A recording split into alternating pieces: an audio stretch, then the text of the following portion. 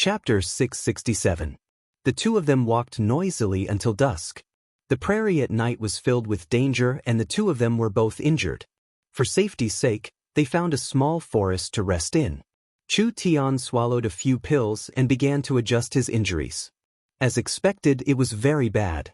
Because he had overused his strength, he had damaged quite a few meridians, and because he had overdrawn himself in battle, he had already injured his vitality. This was the most serious injury Chu Tian had suffered since he arrived in this era. He wouldn't be able to recover in 10 days to half a month. The most troublesome thing was that if it wasn't treated in time, there would be repercussions that would cause irreparable permanent damage to his body. Meng Qingwu held a heated canned food and placed it in front of Chu Tian. Eat. This was made from level 2 demon beast meat. When an awakened soul cultivator's body was weak, they only needed to eat this canned food to recover most of their strength. Meng Qingwu looked around. Where's the little fox? It's cleaning up the aura we left on the road. Chu Tian ate the canned food in 2-3 bites. The healing pill began to show its effects and made his body feel a bit more comfortable. The warhounds are made up of wolf spirit beasts and the wolf race is famous for their tracking skills. If it wasn't for the little fox cleaning up the aura, we would have been attacked many times already. Meng Qingwu was very curious about the little fox's origin. This little fellow is not simple, it has a strong potential and strength. When I saw it transform today, its aura was very familiar to me. It was very similar to an ancient demonic beast. Ancient demonic beast? Chu Tian knew the young miss abilities. The heavenly book source spirit contained a large amount of knowledge and memories, so as long as it was stimulated, it would awaken. Even Chu Tian did not know the little fox's origin, so how could Meng Qingwu know? Demonic beasts and demon beasts sounded similar, but there was a large difference.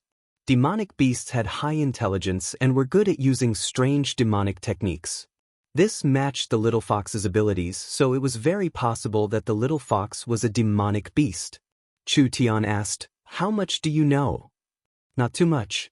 There is very little information about this in the inherited memories of my source spirit."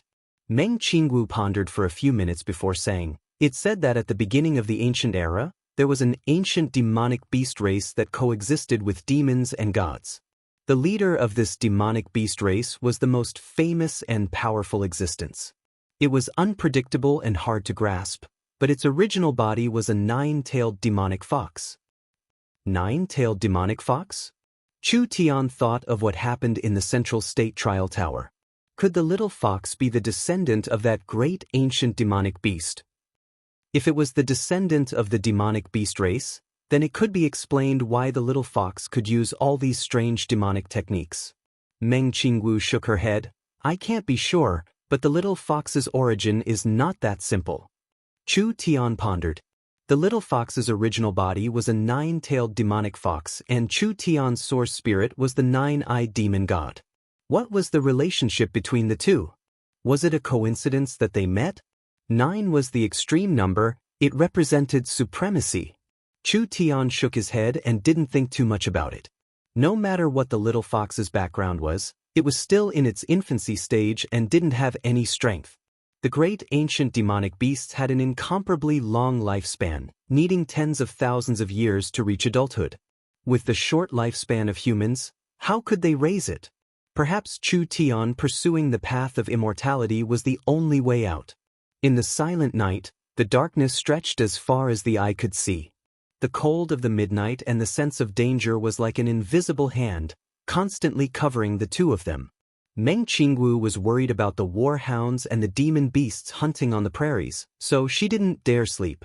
At this time, a hand patted Meng Qingwu's shoulder. "Don't worry, the little fox is nearby. If anything approaches, it won't be able to escape the little fox's vigilance, so you can rest in peace." Meng Qingwu was indeed very tired. She gently leaned against Chu Tian's shoulder and closed her eyes to sleep. Chu Tian continued to heal his injuries. Actually, this could be considered a blessing in disguise. Chu Tian had exceeded his limits and although it was a large injury to his body, it had stimulated his potential. If his injuries could be healed this time, Chu Tian's cultivation would increase by a large amount and it wouldn't be impossible for him to reach the true soul realm. When a faint light appeared in the eastern sky, Chu Tian woke up from his healing state. After taking a few saint pills with him, although they couldn't completely heal his injuries, they could still heal them. At least he could recover a portion of his spirit energy and he would have the ability to fight. He wouldn't need to worry about the demon beasts on the prairies anymore. Meng Qingwu was leaning against his shoulder, breathing evenly, already sleeping. He gently pushed Meng Qingwu. Young miss, it's almost dawn, wake up." At this time, Meng Qingwu's entire body was leaning against Chu Tian and her two hands were tightly holding onto Chu Tian's arm. Her beautiful face was covered in dirt, but it didn't lose any of its charm. Instead, it became even more charming. The young Miss Beauty could be described as 360 degrees without any blind spots. Ah! Meng Qingwu woke up with a start, feeling a little embarrassed. She wanted to rest for a while, but leaning against Chu Tian's body, his aura made her feel peaceful and she unknowingly fell asleep. What was going on? Meng Qingwu couldn't help but have goosebumps. She had always been an independent and sharp person since she was young. Moreover, Meng Qingwu's vigilance was very heavy. Apart from her little sister, she would have a basic level of vigilance against anyone. Even if she was sleeping at home, it was impossible for her to sleep so deeply. Could it be that deep in her heart, she had already developed a complete trust and dependence on the guy in front of her? This kind of feeling made Meng Qingwu feel a little conflicted and confused, not knowing what to do. "Let's hurry up and leave." Chu Tian didn't pay attention to the young Miss' complex psychological changes. When he got up, he saw Meng Qingwu sitting on the ground. With a puzzled face, he said, "Young miss, what are you doing? Let's go." "I'm injured, how can I walk with my leg like this?" Meng Qingwu said boldly, even with a bit of a spoiled feeling. "It's not like you're carrying me. While you were sleeping, I used my spirit energy to disperse the poison in your bones. Now the healing is pretty good, the injury is basically under control. This leg can be considered saved and you can already walk." Chu Tian unhappily said, "You still want to kick my butt? Save it." Meng Qingwu discovered that her thigh had indeed been bandaged and the wound did not have that piercing pain anymore. She suddenly felt her face heat up and wished that she could dig a hole in the ground. At the same time, she fiercely cursed Chu Tian in her heart. "This blockhead! Letting you carry me was letting you take advantage of me and you actually refused?" Infuriating. The fox led the way as the two of them headed south.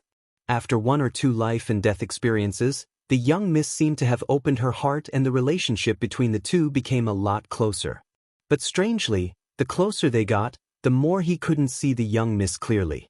This normally dignified, beautiful, cautious, wise and intelligent businesswoman actually had a side that no one knew about. Sometimes she was bold, sometimes she was cute, sometimes she was emotional.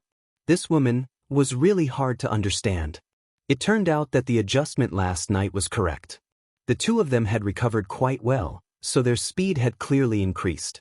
After several hours of rushing, they were less than 500 miles away from Imperial City. This place was already within the Imperial City's sphere of influence and was relatively safe. The pursuers riding vultures should not be able to catch up. Chu Tian looked into the distance. There are Imperial City patrols nearby or Imperial City's scouting stations. As long as we can find someone, we can get a fast horse or a beast carriage. Then the rest will be much easier. The young miss gave a sigh. "I hope so." This kind of high-speed movement consumed spirit energy and physical strength. Right now, physical strength was very precious, so it was best to save it. Having a fast horse was the best. But when the two of them were about to let out a sigh of relief, the little fox suddenly cried out in alarm, "Gee, gee." A loud sound came from the sky, just like a thunderclap. There was nothing in the sky before, but now there was a giant blue hawk. It was around 20 feet long and 40 feet wide, with each feather seeming like it was carved from blue crystals. There were arcs of lightning dancing around it. It was clear that this was a very strong demon beast. "Be careful!" Chu Tian suddenly threw himself at Meng Qingwu beside him. A bolt of lightning flashed across the ground, creating a giant burnt mark. When the two of them felt this power, their hearts filled with fear. This Thunderhawk was at least in the peak ninth awakened soul layer. The little fox bared its teeth and its originally black eyes suddenly turned a demonic green. Its small body suddenly swelled up, instantly turning into a 20-foot-tall demonic fox. After the little fox transformed, the demonic green light in its eyes became even stronger. The Thunderhawk in the sky let out a painful cry and a green light appeared in the depths of the hawk's eyes. The light quickly expanded until it covered the entire pupil. The Thunder Eagle beast let out a sharp cry and suddenly calmed down from its anxious state. Its thoughts had clearly been controlled by the little fox, but the Thunder Eagle beast was too strong. Although the little fox could control it, it was very hard to control its movements, so the Thunder Eagle beast seemed to be frozen. Interesting. This Thunderhawk is at least in the peak ninth awakened soul layer. To be able to control its thoughts, your spirit beast is not simple. Meng Qingwu finally noticed that there was a spirit beast standing on the back of the Thunderhawk. This person was tall and strong, holding a simple black blade in his hand. His body was filled with a strong power that seemed like it came from the netherworld. Nether Flame Blade Malim, a warhound's true spirit expert. His arrival was like a messenger from Nether Prison, making people tremble in fear. Chapter 668. The war drums were like thunder, shaking the earth. The warhound's army charged forward like a dark mass, finally beginning their full attack. When they entered the range of the southern summer archers, a terrifying whistling sound came from the sky. It was like a dark cloud was covering them, instantly blocking the sunlight as countless arrows fell down. Ice, flames, and explosions, these talisman arrows had shocking destructive might, instantly causing the warhound's army to suffer heavy losses. Release the arrows. Counter it. A warhound's chief personally led the charge. Let them see the might of the warhound's kingdom. The warhound's army charged forward with a strange roar, shooting arrows into the sky. Countless arrows fell onto the city walls, trying to suppress the resistance of the southern summer defenders with a rain of arrows. The refined ruler coldly ordered, "Activate the talisman array." The Shangguan family's people stood in a circle, each person holding a large flag covered in talismans. They suddenly inserted it into the city walls and the energy from the talismans began to interweave, forming a protective barrier around the city walls. The warhound's arrows were all bounced off the protective barrier. The warhounds attempted to climb the city walls, but the southern summer country had already placed large amounts of talisman traps on the city walls. As long as the warhounds touched the traps, they would immediately ignite flames, frost, or explosions. How could it be easy for the warhound's army to climb the city walls?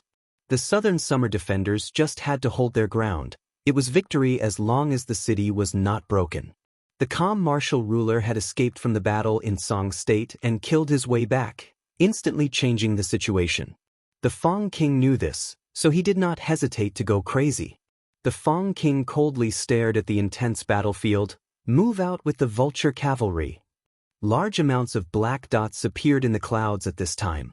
Countless warhound soldiers riding vultures passed through the defensive line and appeared in the sky above Imperial City. After all, Royal City was not a fortress. The frontline fortresses were almost completely enclosed fortresses, but it was impossible for Royal City to be enclosed. Therefore, the aerial troops could completely bypass the defensive line and land in the center of the city to launch an attack, breaking through Royal City's defenses from the inside. Large amounts of warhound soldiers fell down from the sky like dumplings. The warhound's vulture cavalry had transported at least 30,000–40,000 elite warhound soldiers into Imperial City. If these 30,000–40,000 elite soldiers and 20,000 vulture cavalry attacked from the inside, it would be a large disturbance and trouble for the southern summer country. The Wild Flame Army blocked the enemy's airborne ground troops. The Burning Sun ruler immediately ordered the Nangong family's Wild Flame heavy armor to move out, creating a solid defense for Imperial City from the inside. Griffin Knights, go forward and tie down this aerial army. The 2,000-strong Griffin Knights had been waiting for a long time. When they received the Burning Sun ruler's order, They immediately flew into the sky and attacked the vulture cavalry 10 times their number in the sky above Imperial City. Although the Griffin Knights did not have the advantage in numbers, their aura was not inferior at all. The Griffin Knights were not weak level 2 demon beasts, and each of the Royal Knights was a top elite of the Southern Summer Country. Even if the enemy was 10 times their number, they still had the ability to fight. This is the Southern Summer Country's strongest trump card army? The Vulture Cavalry commander gave a cold laugh. Truly laughable fools. The Griffin Knights were the peak force protecting the Southern Summer Country and Imperial City. In order to create the Griffin Knights, the Southern Summer Country bought griffins from other countries at a high price each year and invested large amounts of resources into training the Griffin Knights. These Griffin Knights represented the Southern Summer Country's authority in a sense. If they could defeat this army, it would be a destructive blow to the Southern Summer Country's morale. Since they're seeking death, we'll let them see how strong our Eagle Burial Kingdom's aerial army is. The Vulture Cavalry commander loudly ordered, "Kill!" The Griffin Knight commander faced the dense amount of Vulture Cavalry and immediately raised his spear high up as he shouted, "Prepare for battle!" The two aerial armies moved rapidly against each other. Just as they were about to collide, the Griffin Knight commander loudly shouted, "Wind Blade Array!" 2,000 griffins simultaneously gathered their strength and released a wave of cyan wind blades.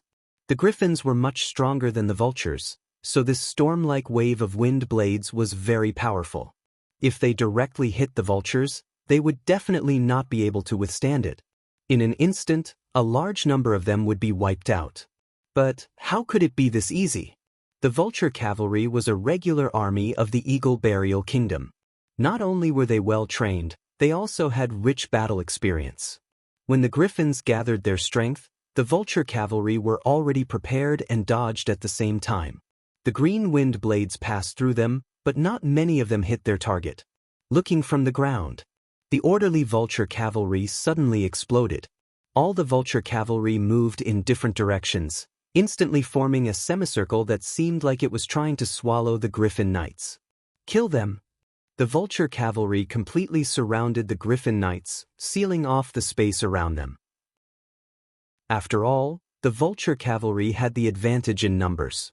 If they used a blockade strategy, the Griffin Cavalry's movements would be hindered. Although the Royal Knights were very strong and the Griffin mounts were very fierce, the Warhound's Vulture Cavalry were not bad either. Once they were surrounded by the Vulture Cavalry, it would be hard for them to escape in a short period of time. The Griffin Knight commander's expression changed. "Break through." How could it be that easy? Shoot. The Griffin Knights only had one spear, and most of the time they fought, they relied on their griffins to charge at the enemy. The griffins could release strong wind blades, which made up for their lack of long-range attacks, so the Griffin Knights did not have long-range weapons. The Vulture Cavalry's situation was different. The vulture beasts had thick skin and were very fast, but they did not have long-range attacks. It was because of this that the Vulture Cavalry's selection process had to be divine archers. There were even some strong vulture beasts that were paired with 2 cavalrymen, one for close combat and one for long-range attacks, so they could work together seamlessly. The Griffin Knights had just entered close combat with the first row of Vulture Cavalry when the second and third row of vultures released a large wave of arrows. With the close-range attacks in front and the long-range attacks in the back, with this kind of long-range attacks and close-range attacks, the Griffin Knights would not be able to resist for long even with the Griffin's wind-attributed barrier. They immediately fell into a disadvantageous position and failed to break through the encirclement several times. It really wasn't good. The Southern Summer Country was a small country in the end, so they lacked experience in aerial battles. Even the elite Griffin Knights did not have much experience in aerial battles. When they fought against a trained aerial force, even if they had an advantage in individual strength, they would still be suppressed. The Warhound's black tide of attacks became even fiercer. Whether it was the Imperial City defenders or the Warhounds, their casualties kept rising. Because the Vulture Cavalry had dropped a group of airborne soldiers into the Southern Summer Country, the city walls were in chaos. There were quite a few Warhound soldiers that did not fear death climbing up the walls. "Throw the bombs. Quickly."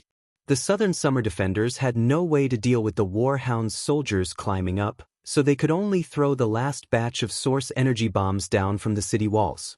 Instantly the earth shook as large amounts of explosions appeared on the city walls. Each source energy bomb released a terrifying light and heat, causing the Imperial City to tremble under this terrifying power. Each explosion occurred where the Warhound soldiers were gathered, instantly tearing apart over 100 Warhound soldiers. The Warhound's army was shocked by the terrifying might of the source energy bombs. The might of these weapons was just too terrifying. Don't care about them, continue killing. The Southern Summer Country's city walls are about to be broken. The Warhound's army was incomparably fierce. With these powerful source energy bombs, although they could barely suppress the Warhound's attack, the Warhounds came back after a while, attacking the city walls like ants. In terms of defense, the Southern Summer Imperial City could not compare to the frontline fortress. Because the Imperial City was too big and there were too many people, there were 9 city gates. The Warhound's army attacked 7 of the city gates at the same time. Miracle Commerce's source energy bombs were very limited and they were almost all used up, so they could not stop the Warhound soldiers from attacking the city. The Southern Summer Country's proud Griffin Knights were currently being suppressed by the Vulture Knights, so they had no way to reinforce the defense. Instead, more and more Warhound soldiers were creating chaos in Imperial City, wantonly setting fires and attacking, making the situation even more chaotic. Finally, a Warhound's army successfully climbed up the city walls and the following troops continued to pour in like a tide. Each one of them was fighting with no fear of death, making the Southern Summer Army much weaker in comparison. Meng Qingwu saw many parts of the city walls being invaded by the Warhound's army and knew that Imperial City could not be defended for much longer. She immediately said to the Burning Sun ruler and the Refined ruler, "It's about time." The two rulers nodded to each other. The Burning Sun ruler raised a flag high up and a horn sounded in Imperial City. The Fong King knit his brows when he saw this. Did the Southern Summer Country still have a move they hadn't used?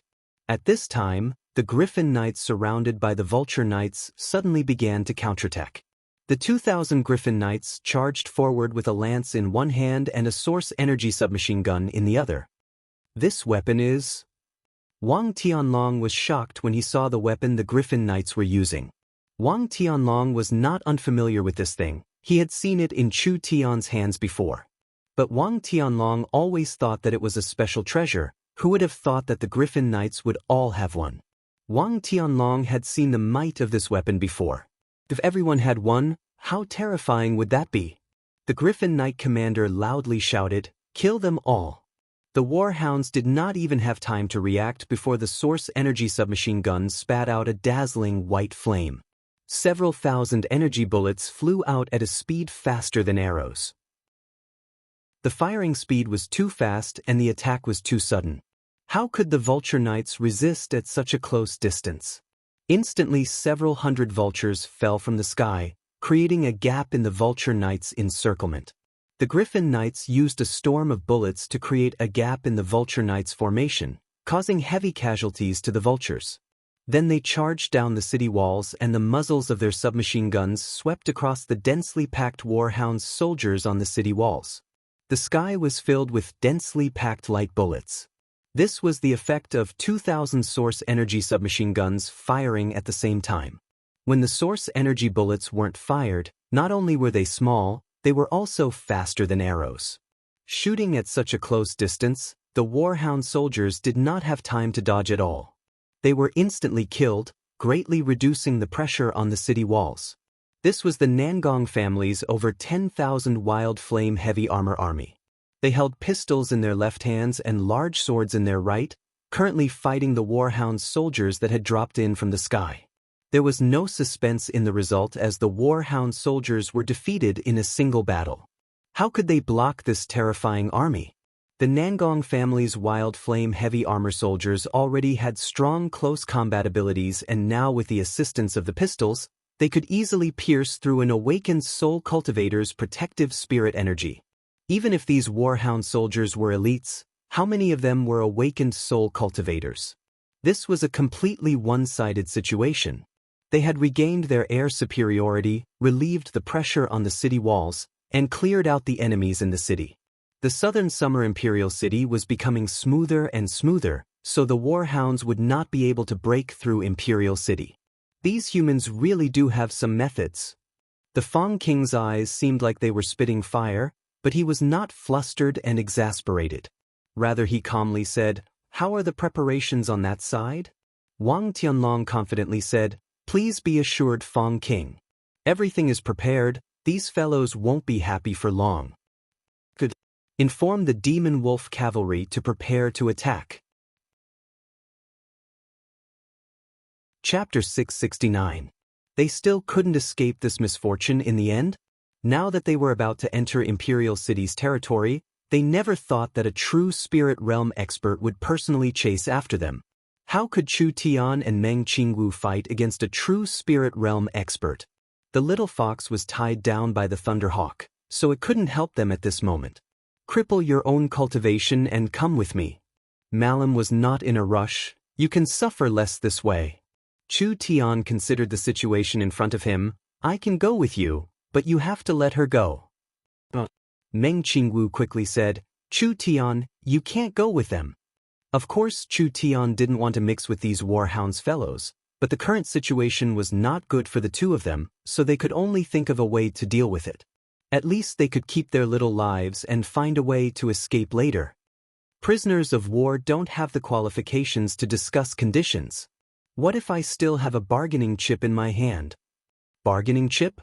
The power in your body?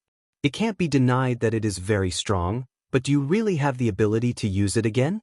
Malum gently sniffed. "I can smell the aura coming from your blood. You are very weak, very weak. If you use it again, you will definitely die. If I die, you will fail your mission." Malum broke out in laughter again. "A prisoner of war is actually threatening the victor with suicide? Let me tell you, your life is not important at all. Even if you die today, as long as you can bring your corpse back, it will be enough. You speak too much nonsense. I'll kill this woman first."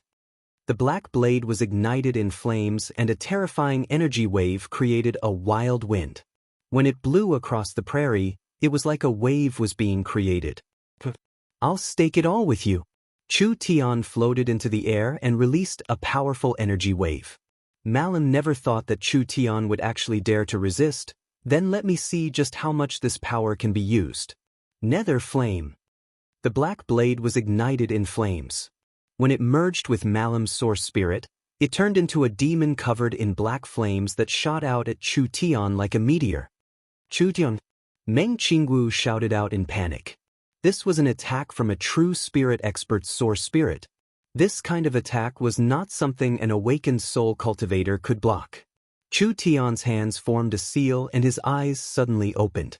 There were already 7 demonic pupils in his eyes and a large amount of energy filled his body. He instantly turned into an incomparably tall 9-eyed demon god.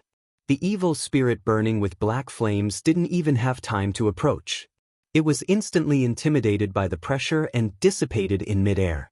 "It's here. It's this power." Malum revealed a wild look. This weak person, how could he have this kind of strong power? If he could extract this power and spray it into the space in front of Chu Tian, it would create a spatial fluctuation that was hard to see with the naked eye. The burning black evil ghost was directly shattered by the shockwave. Malum revealed a shocked expression. This person seemed to have many attributes of his source spirit and he could easily switch between them. When he was in the fort, he had used his soul-attributed energy and instantly harvested the souls of 5 peak 9th awakened soul layer experts. Other than that, he at least had the ability to control spatial energy. For example, he could teleport or use spatial fluctuations. These were all controlled from the source of space. Spatial energy, this was a legendary innate talent.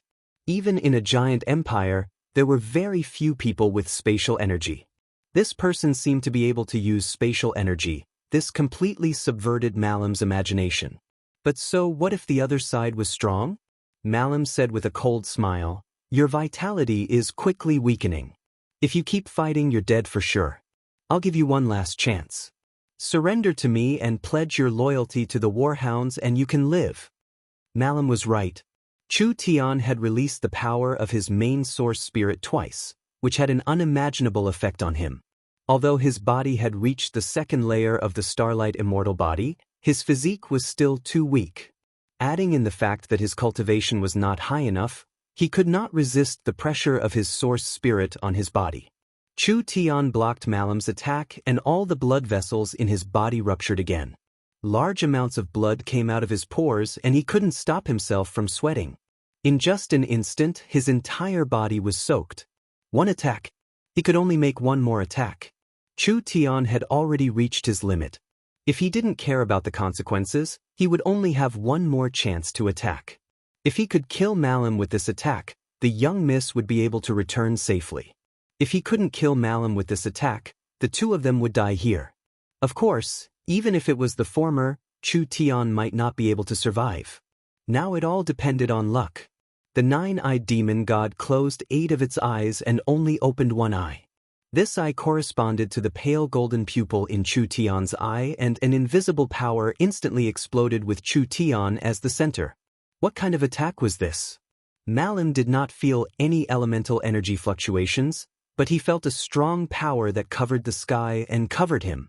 He couldn't help feeling a panic that was hard to suppress because this power did not seem to have any defenses. It could pass through all energy and physical objects, so all defenses were useless against it. Malum's vision turned black and the entire world collapsed. There was a power that was affecting his mind that instantly stripped Malum of his senses, pulling him into a silent and dark space. A spiritual attack? Malum could already vaguely feel it. This power should be spiritual energy, but it was merged with the user's consciousness. In short, this was a form of divine sense. Chu Tian's divine sense had reached the mind's lamp realm and Chu Tian's spirit energy was very weak, so he could not use other kinds of energy. So, using a divine sense attack was the safest method for Chu Tian and it was also the most suitable method for Malum. A divine sense attack was a spiritual attack. A spiritual attack was invisible and without a trace. Unless one had a strong divine sense or had a source spirit or cultivation technique, any defenses would be useless against it. The Warhounds tribe was a spirit beast race. The spirit beast race's deep spiritual domain research was almost negligible and Malum's source spirit was clearly not a spiritual type. Although he did not know what realm his divine sense was in, it should be at the mind's eye level. Chu Tian's cultivation base could not compare to Malum's, but his divine sense surpassed Malum's. Therefore, using a divine sense attack was using his strength to attack the enemy's weakness. Endless purgatory. Malum felt a cold and terrifying voice explode in his mind. His surroundings began to change and he felt like he had arrived in a world of lava. Beneath his feet was lava and there were burning red iron pillars that rose high up from the lava. A ferocious demon with the head of a bull and body of a human was covered in hot lava. He held a burning red chain in his hand as he charged at Malum with a ferocious expression. Shwa! The chain in the Minotaur demon's hand shot out and trapped Malum's body. The flames on the chain made Malum feel an indescribable pain. It was like the flames were not only burning his body, but also his mind and soul. Scram! Malum roared as he broke free, causing the chain to shatter. A black blade slashed out and the Minotaur demon gave a pitiful cry before turning into flames. You want to kill me with this kind of insignificant skill? Before Malum's voice fell, several outlines appeared around the lava lake. They were all terrifying demons with bull heads and human bodies. These monsters slowly rose up from the lava lake, each one holding a flaming iron lock in their hands. Malum felt like he was in a trance. He felt like his body had been split in two and there were two Malums in this space. They could even look at each other, but what was strange was that these two Malums were controlled by the same will. The Minotaur demon waved the burning chains to attack. Malum raised the black blade to cut the chains, instantly killing several Minotaur demons. What Malum never expected was that his other body would be hit by the chains and that unbearable pain instantly spread through his body and mind. How could it be like this? Malum had two bodies in this space and both bodies had their senses, But his consciousness was still the same, so the two bodies were not divided. It was like Malam's left hand and right hand being controlled by his consciousness. In other words, if Malam protected his left hand and his right hand was injured, Malam would still feel intense pain. Damn! What kind of evil technique was this? Malam controlled both bodies to repel the Minotaur demon. The third wave of Minotaur demons appeared. What made Malam feel fear and despair was that the number of Minotaur demons kept increasing and Malam's bodies kept increasing. When the third wave began, there were 18 Minotaur demons and Malam's bodies had become 3. A normal person's consciousness could only control one body. Now that his consciousness was connected to 3 bodies, Malam's control over his body became very stiff and he often made mistakes in his control. The worst part was that any body that was attacked would suffer unimaginable pain. If all 3 bodies were attacked at the same time, Malam's consciousness would suffer 3 times the pain. The third wave of Minotaur demons was defeated. The fourth wave of Minotaur demons appeared. There were 36 of them and Malam's bodies became 4. Malam almost lost control of his body and could only watch as the Minotaur demons wildly attacked. The 5th wave, the 6th wave, the 7th wave. Malam's bodies became more and more numerous and he completely lost control of his body. Each body was hit by a whip. Malam instantly felt several dozen waves of extreme pain attack him at the same time. Malam almost fainted, but in this spiritual space, he was not allowed to faint. Malam's body was still splitting and the number of Minotaur demons in the space was still increasing. The 100th wave. The 1000th wave. The 10,000th wave. It was as if Malam had tens of thousands of bodies and each body was tied to a red pillar by the Minotaur demons. Each body was being tortured by hundreds of Minotaur demons. Even the smallest torture, when magnified by 10,000 times, was enough to cause great harm. Not to mention that Malam's tens of thousands of bodies were enduring unimaginable torture. All of this gathered into a torrent of pain that fiercely attacked his mind and soul. Chapter 670. The Warhound soldiers dropped by the Vulture Knights were being pushed back by the Nangong family's Wild Flame Army. The Wild Flame Army was the strongest infantry army in the southern Summer Country. Each one was covered in incomparably thick armor. Even an early-stage awakened soul cultivator would find it hard to break through their defenses. Moreover, the Wild Flame Army was trained with the Nangong family's secret technique, so they were all tall and strong, almost not feeling pain. Although they were in the peak 9th body refinement layer, their individual strength was close to an awakened soul cultivator. An entire 10,000 wild flame warriors, with giant broadswords in their right hands and source energy pistols in their left, the Warhound soldiers failed to break through the encirclement several times and were finally forced back together. Almost at the same time, the Griffin Knights supported the city walls, instantly eliminating the pressure on the Southern Summer Army, giving the Southern Summer Army enough time to regain their footing. Although Imperial City was in a mess because of the flames of battle, the most dangerous wave of attacks had been blocked at this moment. The Griffin Knights once again began fighting with the Vulture Knights. Each Griffin Knight had at least one energy magazine left.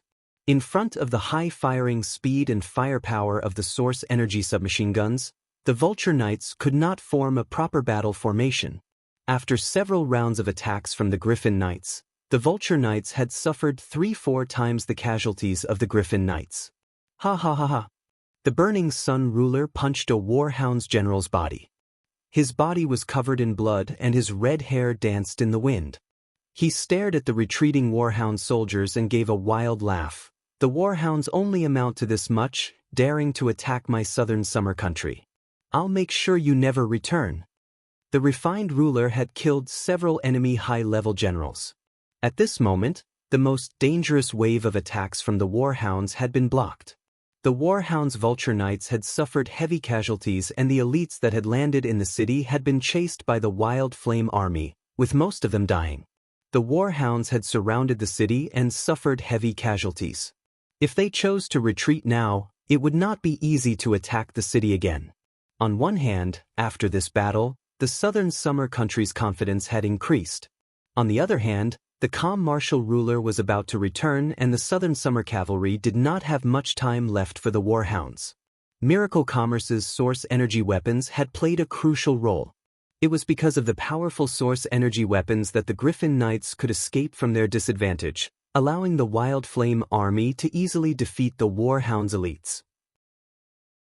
It was also because of the deterrence of the source energy weapons that the warhounds' main experts, including the Fong King, did not dare make any rash moves, greatly reducing the pressure on their defenses. The refined ruler took out the dark gold pen from the chest of a warhounds general. When his eyes swept over the warhounds' army below the city, he suddenly noticed a different situation. Where did their main cavalry go? With these words, the Burning Sun ruler was also alerted. The most important part of the warhounds' army was the demonic wolf cavalry. This was an army with a battle strength that made people's blood run cold. Only no matter how intense the battle was, the Fong King was able to remain calm and did not use this army to attack the city. Now that he looked over, he was shocked to find that the nightmarish Black Army had already disappeared. The Southern Summer people were cheering for their victory. The Burning Sun ruler looked at the Fong King. Although they were very far away, the Fong King's eyes did not contain any anger or defeat. Rather, there was a deep sense of cunning, as if he was waiting for something. This is bad. Could it be that he still had a backup plan? When the Burning Sun ruler and the refined ruler felt this was bad, there was a series of sounds of fighting that came from the center of Imperial City. There were also the faint roars of angry wolves mixed in. The warhounds' elites that had been suppressed by the Wild Flame Army suddenly began to fight back like they were on steroids. Before the Wild Flame Army could even react, from the roofs and corners of the surroundings, there were even people that jumped over the walls. Like a flood, thousands of Black Wolf cavalry suddenly appeared. This is bad. It was too sudden, and the Wild Flame Army did not have time to counterattack. Countless Demon Wolf cavalry swarmed in, instantly cutting into the Wild Flame Army's formation. Moreover, their numbers kept increasing, surpassing the Wild Flame Army in an instant. It was like a group of wild dogs fighting for a delicious piece of meat, instantly throwing the Wild Flame Army into chaos. The Warhounds' cavalry had appeared in Imperial City. Everyone turned pale with fright. What was going on? Why would the Warhounds' cavalry appear in the city? A person quickly ran over to report, "The enemy is coming from the Nangong family's direction." This is impossible. The Burning Sun ruler could not help but believe this. A large group of incomparably fierce black figures were continuously charging out. The agile Demon Wolf cavalry jumped from roof to roof, constantly killing the innocent civilians and soldiers on the streets. 5,000, 8,000, 10,000. 20,000, 30,000. The Wild Flame heavy armored army that the Burning Sun ruler had stationed in the city was instantly submerged. The Demon Wolf cavalry became larger and larger, as if they were coming out in an endless stream. What the hell is going on? The Burning Sun ruler angrily roared out, but he suddenly thought of something. Could it be that the family's secret passage has been? The entire Imperial City was built by the three great clans of the Southern Summer Country. So, during the construction of the Imperial City, the three great clans must have built a secret passage to the outside of the city. This was not a strange matter at all. But the security of the secret passage was very high. It could not be opened from the outside, so it could only be opened from the inside. There were not many people in the Nangong family that had the authority to open it, especially in this kind of wartime situation. Then why would the secret passage be opened for no reason? At this time, countless Demon Wolf cavalry suddenly surrounded a small group of Nangong family soldiers. The one leading them was not anyone else. It was actually the Burning Sun ruler's son, the departing Flame Marquis. The departing Flame Marquis was accompanied by several thousand departing Flame guards he had personally trained. Departing Flame Marquis. Why is the departing Flame Marquis with the Warhounds people? Damn, did the departing Flame Marquis let the enemy in? If the departing Flame Marquis opened the Nangong family's secret passage, then everything would be logical. After all, the departing Flame Marquis was the head of the Southern Summer 8 Marquises and was the only first-class Marquis. He had the powerful departing flame soldiers and had the authority to open it. Even if the family opposed it, the departing flame marquis could still open it. Ha! A true spirit realm warhound's chief laughed beside the departing flame marquis. You never thought that this would be your end. The burning sun ruler's face turned red and black. He was so angry that he spat out a mouthful of blood. Nangong Ling, you unfilial son. You've made this old man unjust, you've made my family unjust. Old fellow, you've gone senile. The departing flame marquis, Nangong Ling coldly said, the southern summer imperial city has a population of 7-8 million and this bustling city will be destroyed by you fools. I'm only doing this to protect the citizens. The Fong King has already promised me that as long as I help him take down Imperial City, he will spare the citizens and make me the ruler of the southern summer country. As for you, why are you still stubbornly resisting? Betraying your country for glory, but you have to use such a grand excuse? The refined ruler was filled with rage. Imperial City was about to be defended, but who would have thought that this kind of twist would occur? You are the shame of the southern summer country. Nangong Ling did not care. No matter what you say, the Dongfang family's southern summer country cannot be protected. The Nangong and Shangguan families do not need to be buried with him. The true spirit realm warhound's chief on the side was already impatient. Too much nonsense, attack. The demon wolf cavalry wildly charged at the city walls. The southern summer country's defenses were all external, so now that the enemy was attacking from within, how could they defend?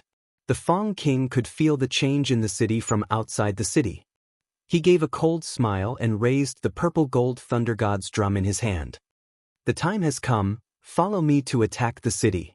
The Fong King personally made a move. Other than the Fong King, the Warhound's kingdom had at least 4 other true spirit realm experts. The number, scale, and battle strength of their army far surpassed the southern summer countries. Now that they were attacking Imperial City from the inside, how would the southern summer country defend it? 2 rulers of the southern summer country, let me face you. The Fong King stomped on the ground and jumped several dozen meters off the city walls. Using the depression in the city walls, he jumped several dozen meters again and actually landed on top of the city walls.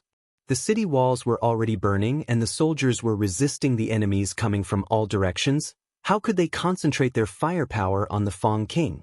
The Fong King casually raised the purple gold thunder god's drum in his hand and several southern summer soldiers surrounding him were turned to ashes by the lightning. The burning sun ruler said to Meng Qingwu beside him, you guys retreat first, retreat to the royal palace. Chen Bingyu brought Meng Qingwu away from the battlefield. This battle was not something they could interfere with. The Fong King didn't chase after them. He didn't feel it was beneath him to do so because in the entire royal city, only these 2 people were worthy of being his opponent. The burning sun ruler and the refined ruler did not say a word as they attacked the Fong King at the same time. The entire city walls exploded. 3 true spirit realm experts fiercely clashed and the destructive power of this level of battle was very shocking. Large pieces of the city walls collapsed and the scene turned into chaos. At this time, 3 figures flew out at the same time and landed on the ruins. Both sides had only exchanged a few moves, but the refined ruler and the burning sun ruler were both injured, while the Fong King did not seem to have any injuries at all. He still had a relaxed appearance and just from this point, it could be seen how big the difference in strength was. The Fong King said with a laugh of ridicule, the 3 rulers of the southern summer country only have this much strength? At this time, they were surrounded by the Warhound's army on all sides. The burning sun ruler and the refined ruler looked at each other. Retreat! The 2 of them retreated and several Warhound's plains chiefs chased after them, but they were stopped by the Fong King. The Fong King calmly said, there is no need to worry about 2 true spirit cultivators. Our mission is to take down the southern summer country's imperial city. Even if the Tsang state cavalry arrives, they won't be able to turn the situation around. No matter what tricks the other side plays, victory will still belong to us in the end. You will lead the troops to sweep through the southern summer army and destroy their last resistance. The Fong King's eyes were as cold as ice. As for these people, it doesn't matter if they live for a few more hours. Chapter 671.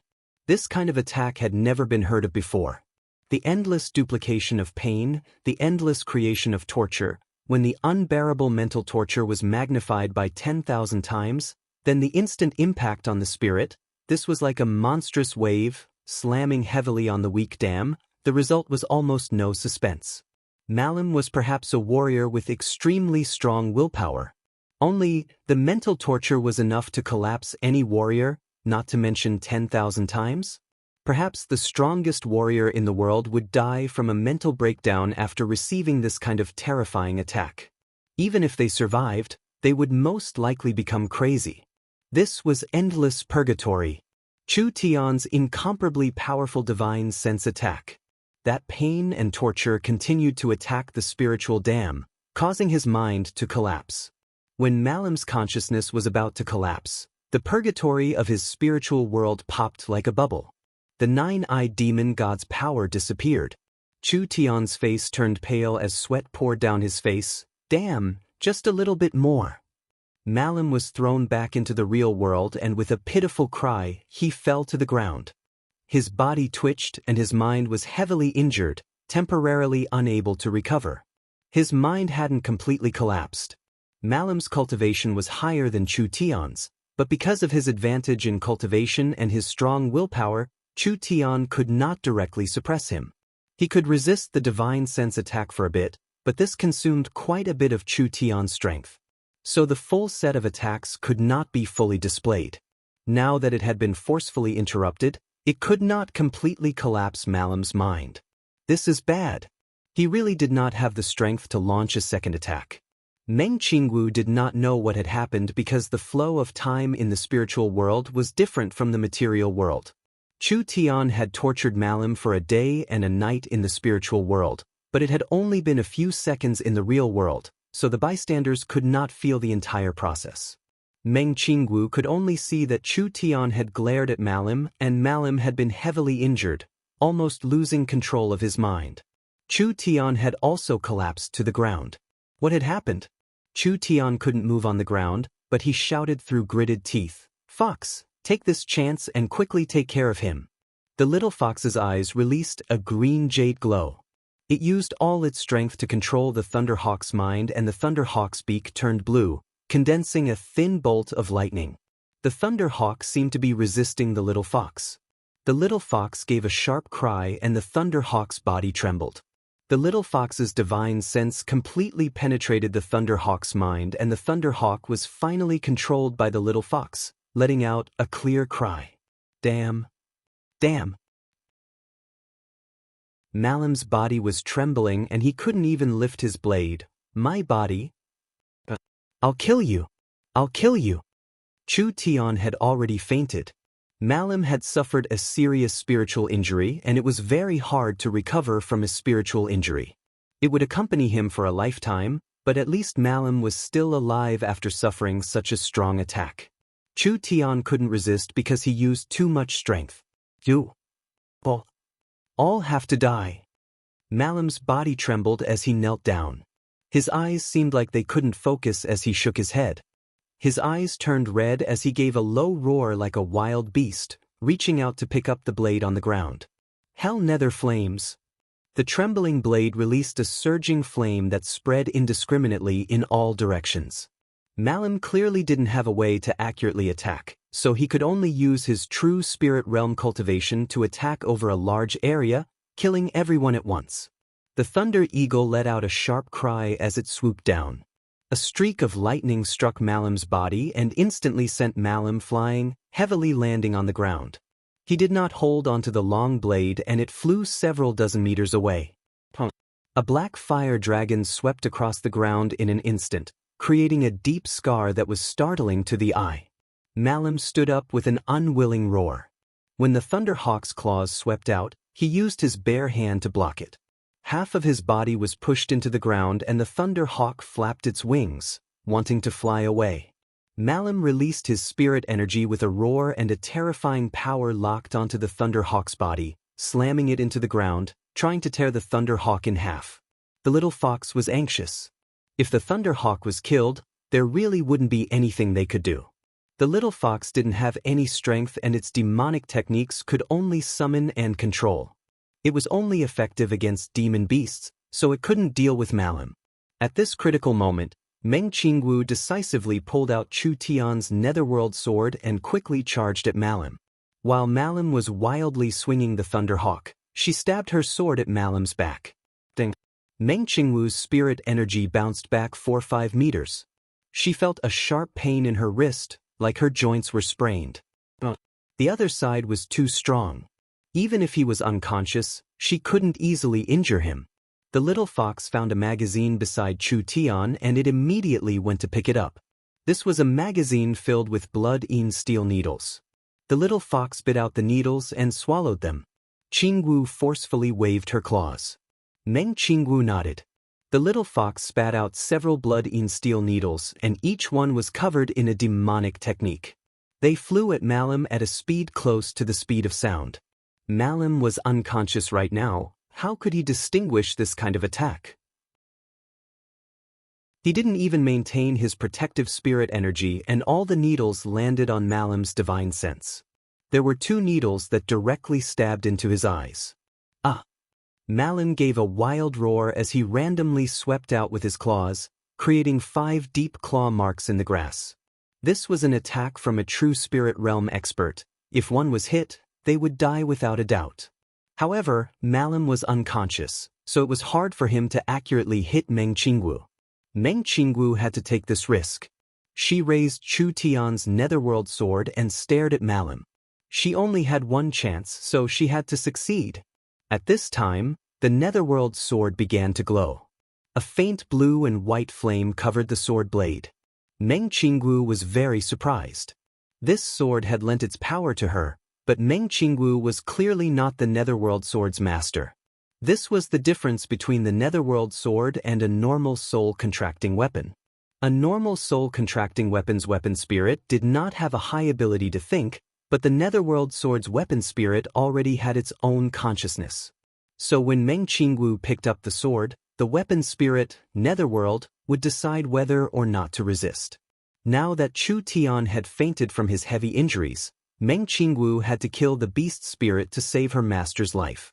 Because of this, the netherworld sword did not resist Meng Qingwu, rather it took the initiative to increase the might of this attack.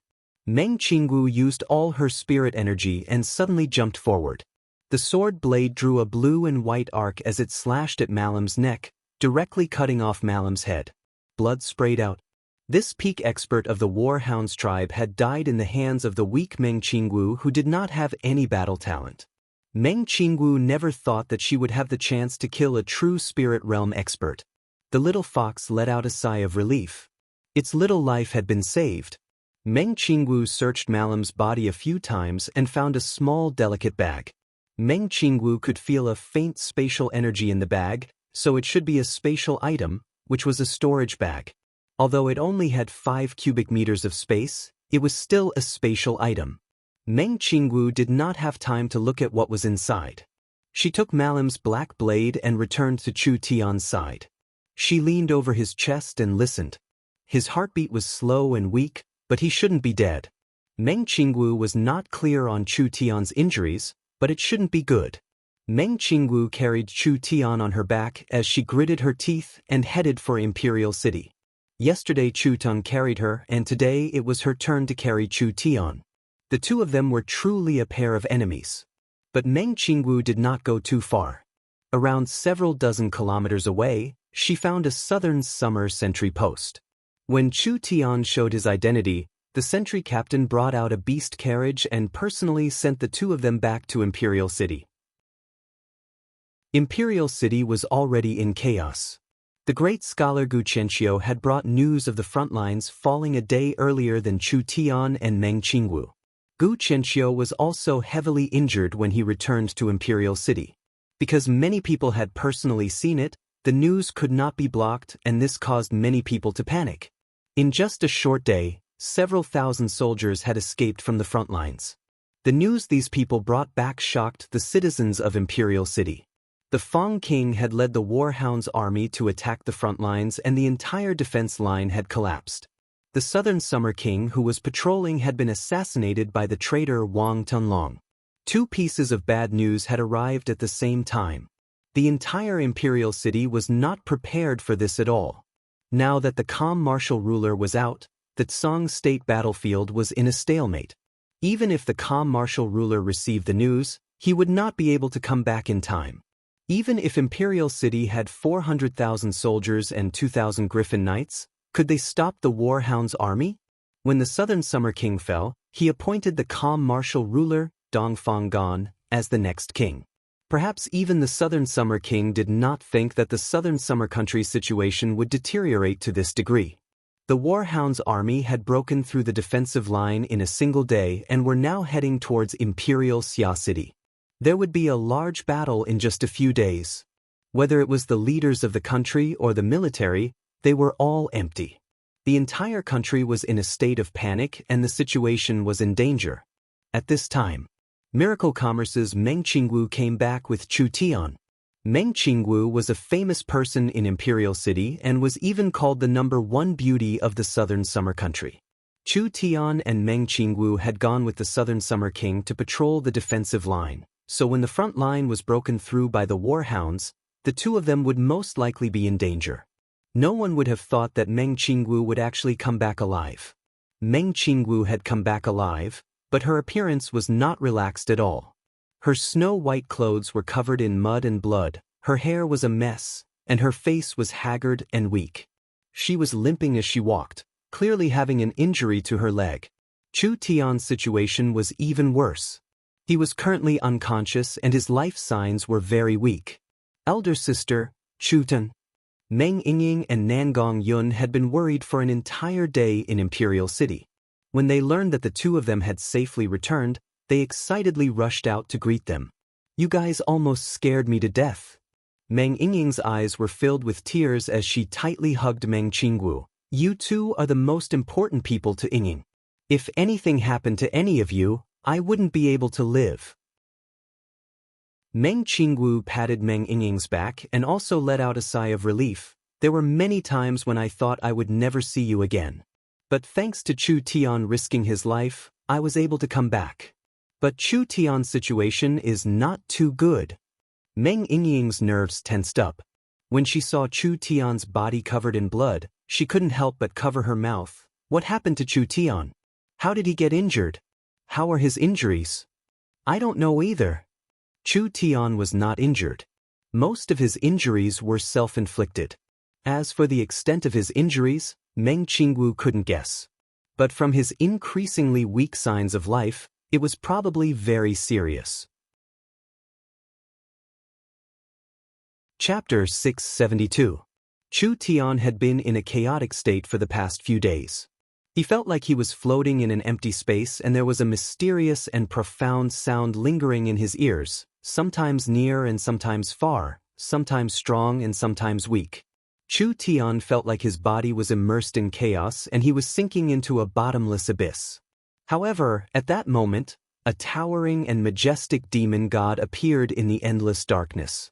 This demon god had 9 eyes, and each eye had a different color. Each color represented a profound power in the world, and each eye seemed to contain the great Tao of heaven and earth. White was space, silver was time, green was life, black was death, purple was soul, and gold was divine sense. The 9 eyes all represented an extraordinary power. The 9-eyed demon god was not just elemental energy, it was a supreme being that had 9 kinds of power combined into one. Chu Tian was very familiar with the 9-eyed demon god's power because he was Chu Tian and Chu Tian was him. It was just a reincarnation. However, what surprised Chu Tian was that the 9-eyed demon god gave him a very unfamiliar feeling at this moment. Because there was another eye on the 9-eyed demon god's body. This eye was closed the entire time, but it was filled with an incredible power. This eye is... Chu Tian felt like the 10th eye was about to open and an irresistible power covered him, pulling Chu Tian out of the abyss of his consciousness. Was this just a dream? Chu Tian was covered in sweat when he woke up. The 10th eye was the power sealed by the nameless ancient god. The nameless ancient god had warned Chu Tian before not to open this eye easily, otherwise it would bring unimaginable consequences. What kind of power did this eye represent? Chu Tian felt a strong headache. Although he had rested for several days and his body hadn't recovered, his spiritual energy had returned to normal. At least he could get out of bed and walk. Dinging, why is it so noisy outside? Chu Tian, you're finally awake. Meng Yingying had a bitter expression as she looked out the window. When she heard Chu Tian's voice, she turned around in pleasant surprise, but then she said in a worried and fearful voice, "The Southern Summer Army has been defeated again and the war hounds have killed their way into Imperial City. All the soldiers and civilians have surrendered and are fighting to the death, causing the entire Imperial City to fall into chaos." What? They've been defeated again. Chu Tian immediately sat up. What are the Southern Summer Army doing? The front lines fell because of a sneak attack, so they weren't prepared, but how did Imperial City fall? Meng Yingying gave a sigh. I don't know. Elder sister won't let me go out, but I heard Elder sister Nangong say that it was the departing Flame Marquis who betrayed us and led the Warhound's army into the city through a secret passage. They worked together to break the city. Another traitor? Chu Tian felt a headache. If even Imperial City fell, wouldn't the Southern Summer Country be finished? Like this, what would happen to the miracle commerce that Chu Tian had spent half a year to build? Where are we? Chu Tian found that this place was not Miracle Commerce's headquarters. The Royal Palace. For safety, Elder Sister ordered her subordinates to destroy the Yun Sect research facility in Imperial City and burned the headquarters. Then she brought the other Miracle Commerce members to the Royal Palace. The Burning Sun Ruler and the Refined Ruler still have over 100,000 soldiers who are defending the Royal Palace, but there are too many enemies. I think we can't defend Imperial City anymore. We need to discuss a retreat plan. Quickly come with me. Before he finished, the door was pushed open and Meng Qingwu quickly walked in. When she saw Chu Tian sitting up, she revealed a surprised expression. Chu Tian, you woke up at the right time. Chu Tian did not know what had happened recently. You just said retreat? What do you mean? There's no time to explain now. Every minute is more dangerous. Meng Qingwu quickly said to Meng Yingying, quickly, let's go to the main hall. The main hall of the Royal Palace was not as peaceful as it normally was. At this moment, there were soldiers wearing armor and looking out from the main hall. Half of Imperial City was burning. The thick black smoke had already covered the sky. Chu Tian saw several familiar faces, like the Burning Sun Ruler, the Refined Ruler, Gu Qianqiu, the Divine Wind Marquis, the Golden Arrow Marquis, the Four Direction Marquis, and others. Everyone was covered in blood from the fierce battle and were covered in wounds. Everyone revealed a complex expression when they saw Chu Tian. Chu Tian weakly said, "The general situation, I've already heard about it. Now that Imperial City has fallen, there are only a few hundred to 20,000 soldiers left to defend the Royal Palace. I'm afraid we won't be able to stop the war hounds for long, so it's too late to do anything now. Have you thought about how to retreat?" The Burning Sun Ruler beat his chest in regret. The fall of Imperial City is all this ruler's fault. How could the Nangong family have such an unfilial son? The situation is already over. It's too late to regret. The Refined Ruler had a defeated look on his face at this moment. The Southern Summer Country's north can't be defended. The Imperial Region, Song State, and the departing Flame Marquis Furnace State will be lost, but the Southern Summer Country has 6 states to the south, with each state having over 100,000 soldiers. There are also the tens of thousands of miles of mountains and the endless 4 states lake as a barrier. Perhaps they can stop the war hounds from swallowing the Southern Summer Country.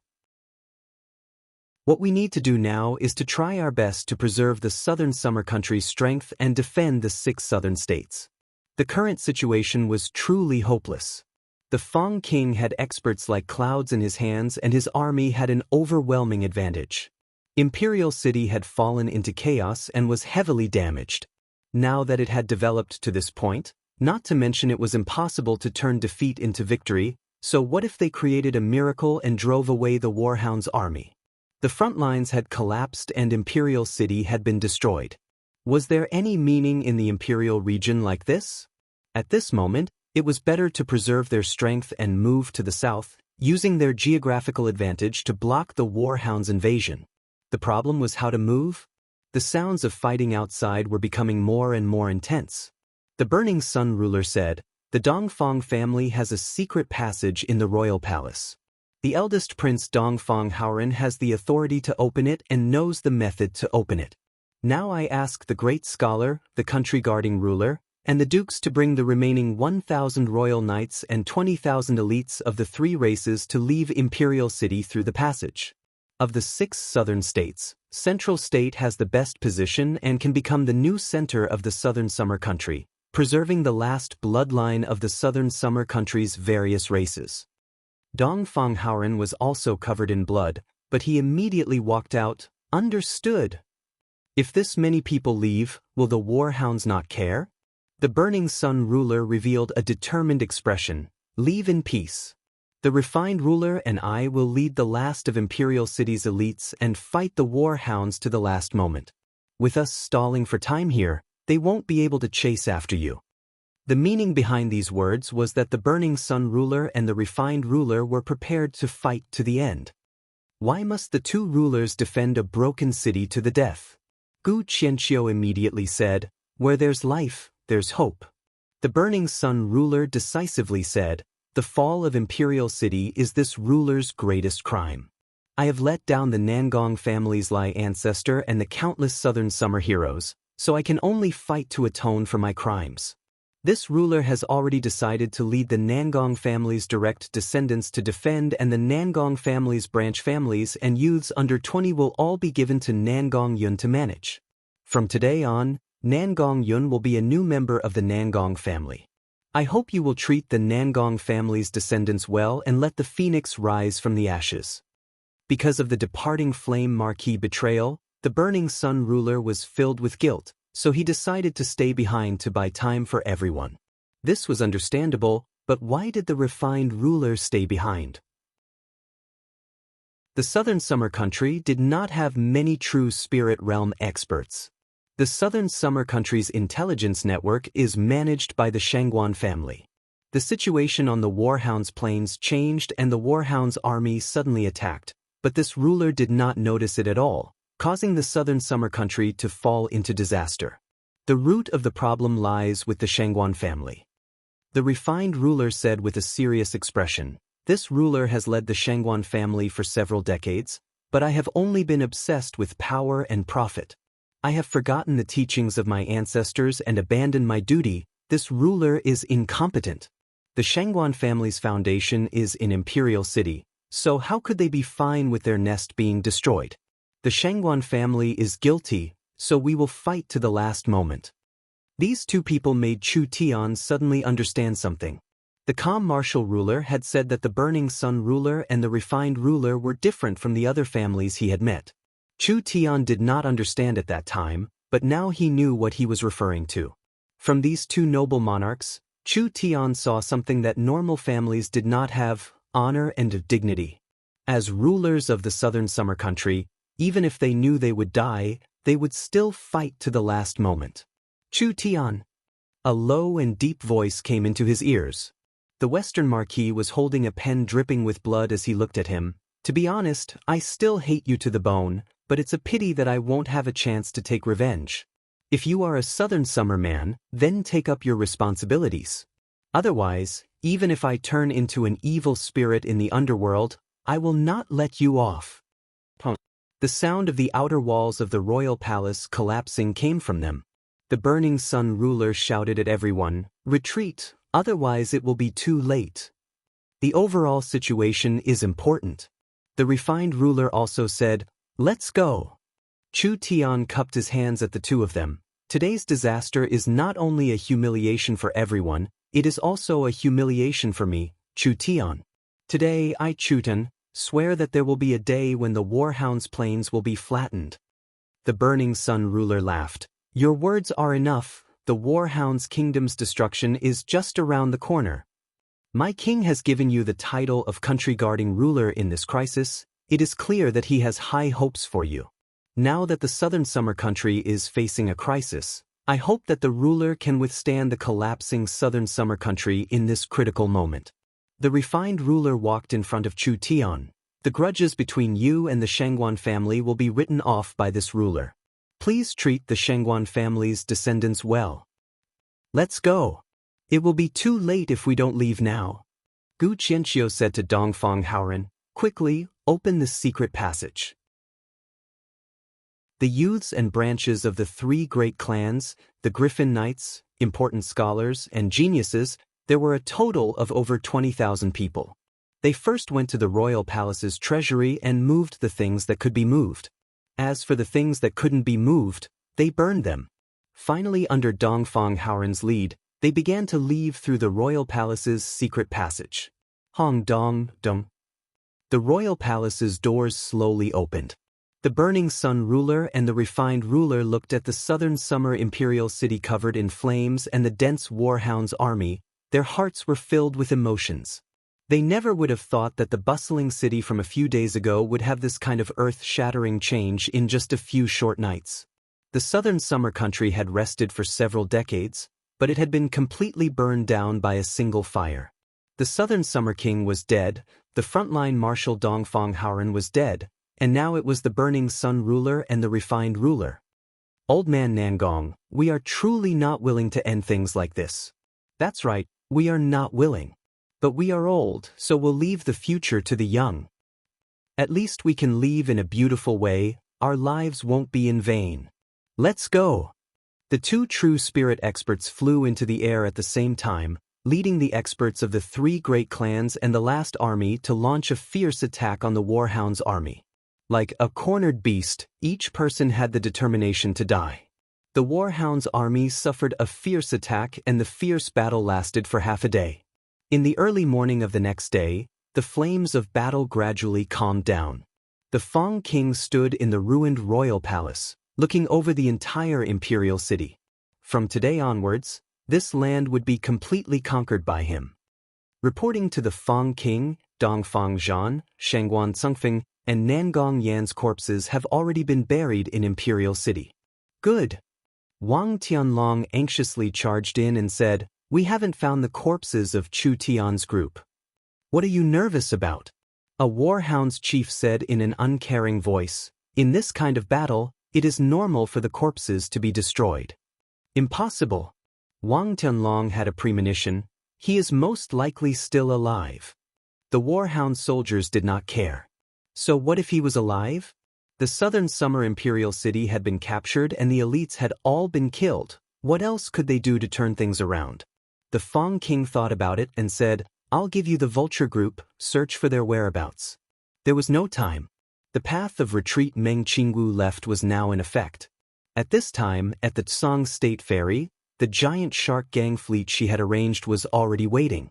The younger generation of the three great clans and the important talents of Imperial City were currently boarding the ships in an orderly manner. Meng Qingwu looked at the hazy sky and her heart was very heavy.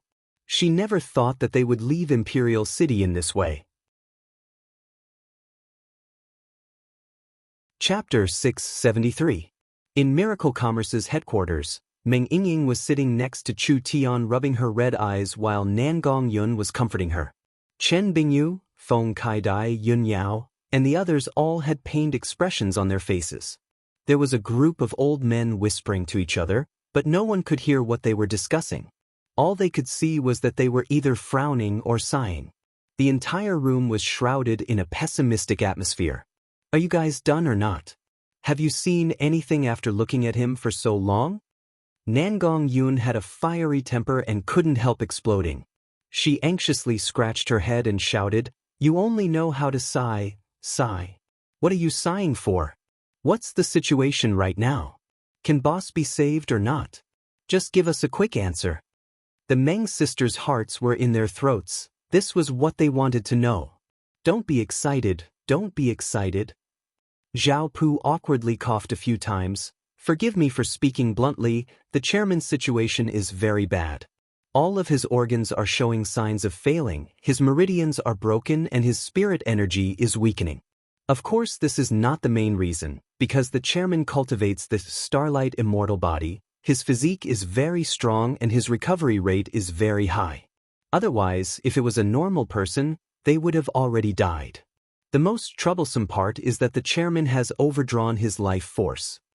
Meng Yingying nervously asked, "Lost life force? What does that mean?" Old Zhao's meaning is that the chairman might have forcefully used a forbidden technique with large side effects. This forbidden technique might have burned his life force as a price, so it caused a serious overdraft of his life force. To put it simply, if the chairman could live for 100 years before, then his current lifespan is probably less than 50 years, and his life force is still weakening. How could it be like this? Everyone revealed a look of horror. This side effect was too terrifying. Chu Tian was still so young, wouldn't it be very bad if his life force was damaged so early? Meng Qingwu finally understood. Even though Chu Tian had a heaven-defying power, he rarely used it. The main reason was that once this power was used excessively, not only would it attract the attention of others, but it would also be very risky for him. Meng Yingying was at a loss. Then what should we do? If the damage is in the early stages, there is hope to restore it. But if it takes too long and causes the lost life force to solidify, then it will be harder than ascending to heaven to restore it. Meng Qingwu quickly asked, "Just tell us what materials we need, it doesn't matter how much it costs." "Vice Chairman, this isn't a problem of money, it's just that with the resources of the southern summer country, we can't find this level of medicine. We can't find it in the entire southern summer country?" The old men looked at each other and said with a sigh, "This kind of heaven-mending medicine, it has to be an immortal-grade medicine." The faces of the girls instantly turned pale. Immortal medicine? Where could they find an immortal medicine in the southern summer country? The southern summer country was a small country and the spiritual energy was very poor, so there weren't many sacred medicines. Most of the sacred medicines were imported from other countries or dug up from ancient ruins. So how could they find an immortal medicine? Perhaps they could only go to a large kingdom or an empire to buy it, but immortal medicines were very expensive. Miracle Commerce's several billion gold coins reserves sounded like a lot in the southern summer country, but what did it count for in a place like that? Even if Miracle Commerce had enough money, they couldn't buy it even if they wanted to. Chu Tian's condition couldn't be dragged on, otherwise the sequelae would be permanent. At that time, even if they obtained the immortal medicine, they wouldn't be able to save him. Meng Yingying said in a somewhat choked voice, "Elder sister, what do we do?" "Don't be afraid. No matter what price we have to pay, we will definitely save Chu Tian." Meng Qingwu tightly clenched her fists. Actually, no one knew that the one feeling the most guilty right now was her. Chu Tian being injured like this was mostly because of her, so she had to save him no matter what. If the southern summer country doesn't have the medicine, then we'll look elsewhere. "I believe we can find it." Meng Qingwu asked the old men, "Then when will Chu Tian wake up?" "That's hard to say." Zhao Pu stroked his beard. Not only is the chairman's body injured, his mind is also exhausted. "I'm afraid he'll need to sleep for 2-3 days. I suggest the chairman rest well, that way he can recover from the damage to his mind." They could only do this. "Vice Chairman, Vice Chairman." At this time, a Miracle Commerce employee ran in a panic. "The Burning Sun ruler, the Refined ruler, and the Great Scholar are here. They want to see the chairman." The Burning Sun ruler and the Refined ruler were here? "Yingying, take care of Chu Tian. I'll go out and take a look." Meng Qingwu brought several people out. The Burning Sun ruler was wearing a thick scarlet armor and the Refined ruler was wearing a golden silk armor. There were several dozen important people behind them, including the great scholar Gu Qianqiu. The Refined ruler asked, "Where's Chu Tian? Have him come out." "What do you mean?" Meng Qingwu was a bit afraid of the Refined ruler. The Shangguan family did not have a good relationship with Miracle Commerce, so it was hard to say what the Shangguan family would do in this special time. The matter on the front lines was an accident. As for the Southern Summer King's death, even Chu Tian could not do anything about it. Could it be that you want to come and punish him? "It's a misunderstanding. It's a misunderstanding. The Refined ruler, can you put away your stinky face?" The burning sun ruler glared at the refined ruler. Meng Qingwu said, "Now that the country is in trouble, how could the southern summer country destroy its own walls? We already know what happened and Chu Tian did his best. No matter who is to blame for the front lines, it cannot be Chu Tian. Not to mention that Chu Tian has already been bestowed the title of country-guarding ruler by our king, so his ruler rank is above us too." "Then you are vice chairman. The southern summer country is in a life and death situation." Gu Qianqiu also stood up to speak at this time. After thinking about it, perhaps only Chu Tian has the means to turn the tide. So, we want to see him and ask for a way to save the country. So it's like this. Meng Qingwu's heart sank. The refined ruler and the burning sun ruler had lowered themselves to find Chu Tian. Clearly they were treating him as their last hope. This meant that the situation had become very bad. Chu Tian fought with the Warhound's true spirit experts on his way back and is currently in a coma. I'm afraid he won't wake up for now. Damn, the burning sun ruler angrily said, how could it be like this? Gu Qianqiu's expression also changed. The Warhound's army is already moving out. What should we do? Meng Qingwu was shocked. What? They're coming this quickly? The battle on the front lines is very fierce. Don't they need to adjust? The refined ruler said with a dark expression. After the Warhounds reached the southern summer country's border, not only did their strength not weaken, they have also added large amounts of siege troops from the Warhounds' plains. They will reach Imperial City in 3 days and the Imperial City's defenses cannot stop the Fang King's personally led army. What should they do? The various marquises are quickly returning to Imperial City, but there is no time to move the troops north. The burning sun ruler tightly clenched his fist. There's no other way. Even if we have to risk our lives, we can only fight them. The chances of winning this battle were very slim. The southern summer country had 400,000 soldiers and they also had the burning sun ruler and the refined ruler, 2 true spirit realm experts. Adding in the various marquises, their battle strength was guaranteed. But in a normal clash of strength, the southern summer country would lose without a doubt. So they came to ask Chu Tian for help, hoping that Chu Tian would have 1 or 2 strange moves for the southern summer country. Meng Qingwu never thought it would be this coincidental. Chu Tian would not wake up in a short period of time. Other than him, who else had the ability to save the southern summer country? If the country fell, not only would miracle commerce lose their footing, if they lost miracle commerce, what would they use to exchange for the immortal medicine? The Warhounds' tribe's attack would arrive in an instant. They could not escape this calamity, but how should they deal with it? If it was Chu Tian, what would he do? Chu Tian could always think of a way to turn the tide. There was nothing that could stop him. The reason why they were in such a sorry state at the frontline fortress was purely because Chu Tian did not know the situation and lacked information. Otherwise, with Chu Tian's style and ability, even the powerful Warhound's kingdom would not have made him suffer such a large loss. Meng Qingwu felt a wave of powerlessness. Without Chu Tian, she was just an outstanding merchant. She could not do anything big at all. Wait a minute. I got it. Imperial City might not have no chance of winning. The secret weapon factory the calm martial ruler built outside the city, there were at least 10,000 source energy weapons. If these source energy weapons were taken out to equip the soldiers, it would increase the defensive power of the defending army by a large amount. Meng Qingwu immediately told this idea to the burning sun ruler and the refined ruler. The two of them were very shocked. Imperial City actually had this many source energy weapons? Even the two of them did not know about this matter. The Southern Summer King had truly hidden it too well. Gu Qianqiu also said, if there were enough source energy weapons, this battle might not be impossible. Only the Imperial City's source energy factory has only been built for a short period of time, so at most there are 10,000 source energy weapons. Although they can be used in battle, it will be hard to turn the tide. Just the source energy weapons aren't enough. Do we need to prepare something else? What is it? Wait a minute. Meng Qingwu returned to her room and took out a communication device, immediately contacting the Central State Yun sect. Vice Chairman, is that you? Yun Tianhe's voice came from the communication device.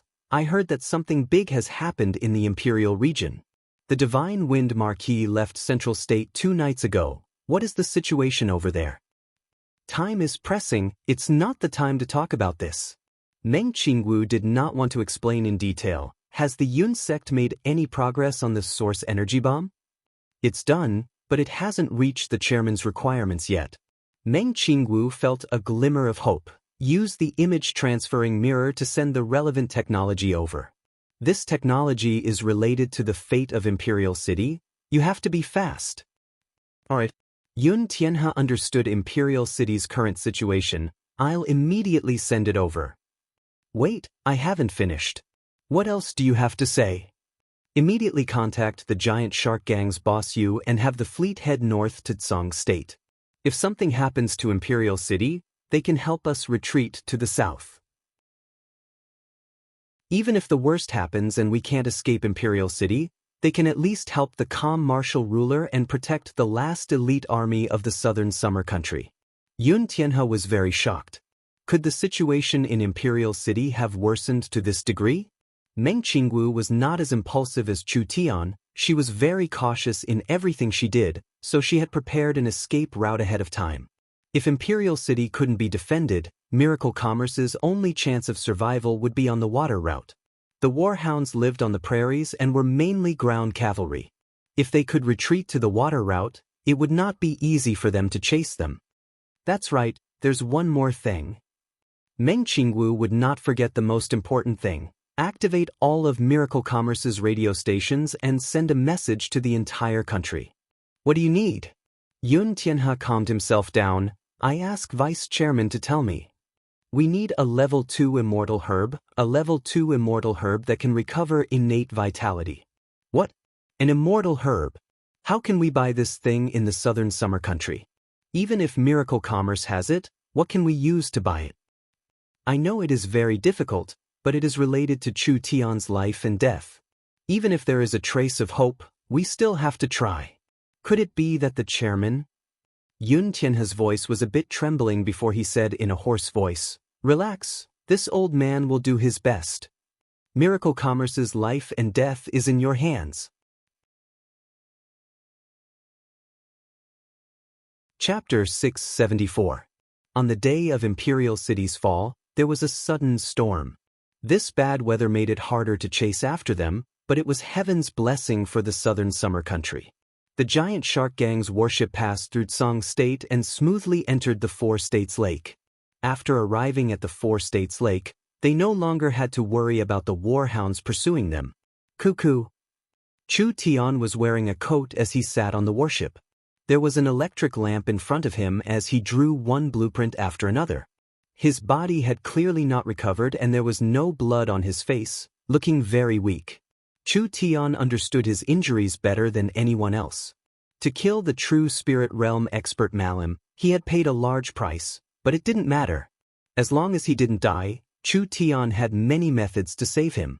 Meng Yingying pushed open the door and came in, holding 2 cans of hot food. Your injuries haven't healed, I think you should rest early. You want to beat Master Chu Tian with these injuries? How could it be that easy?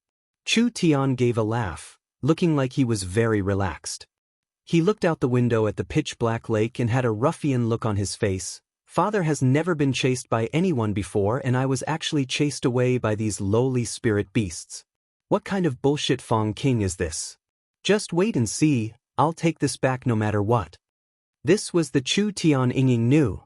When Meng Yingying saw Chu Tian like this, if it wasn't for Zhao Pu, Gu Qianqiu, and the others reminding her, she would have thought that Chu Tian had recovered. This fellow was clearly half dead, but he was still thinking about taking revenge. She really didn't know what to do. Save it, save it. Meng Yingying gave a can of food to Chu Tian and snappily said, I think you should properly heal yourself and think of a way to protect your little life and Miracle Commerce before you think about taking revenge. Chu Tian was very confident in Miracle Commerce, but any genius or great existence would easily die before they fully matured. The continent was chaotic and turbulent, so it was not easy to survive in this chaotic world. But it was because of this that Chu Tian wanted to create Miracle Commerce. Miracle Commerce could not only provide Chu Tian with large amounts of resources, It could also protect Chu Tian and the people around him as he grew stronger. Miracle commerce had developed smoothly until now, but they had suffered an unprecedented setback when they were expanding to the north of Imperial City. This could only mean that miracle commerce was not strong enough.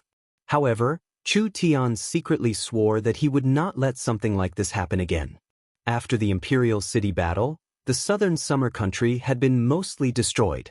Their territory had shrunk by a quarter and their elites had suffered heavy losses.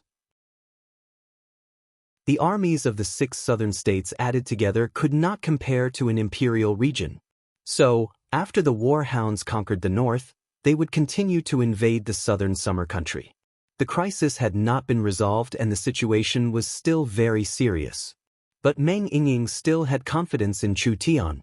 In fact, Meng Yingying was the one who blindly believed in Chu Tian out of everyone.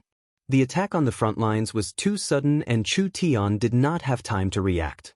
When Imperial City was attacked, Chu Tian was unconscious, so he had no choice but to run away.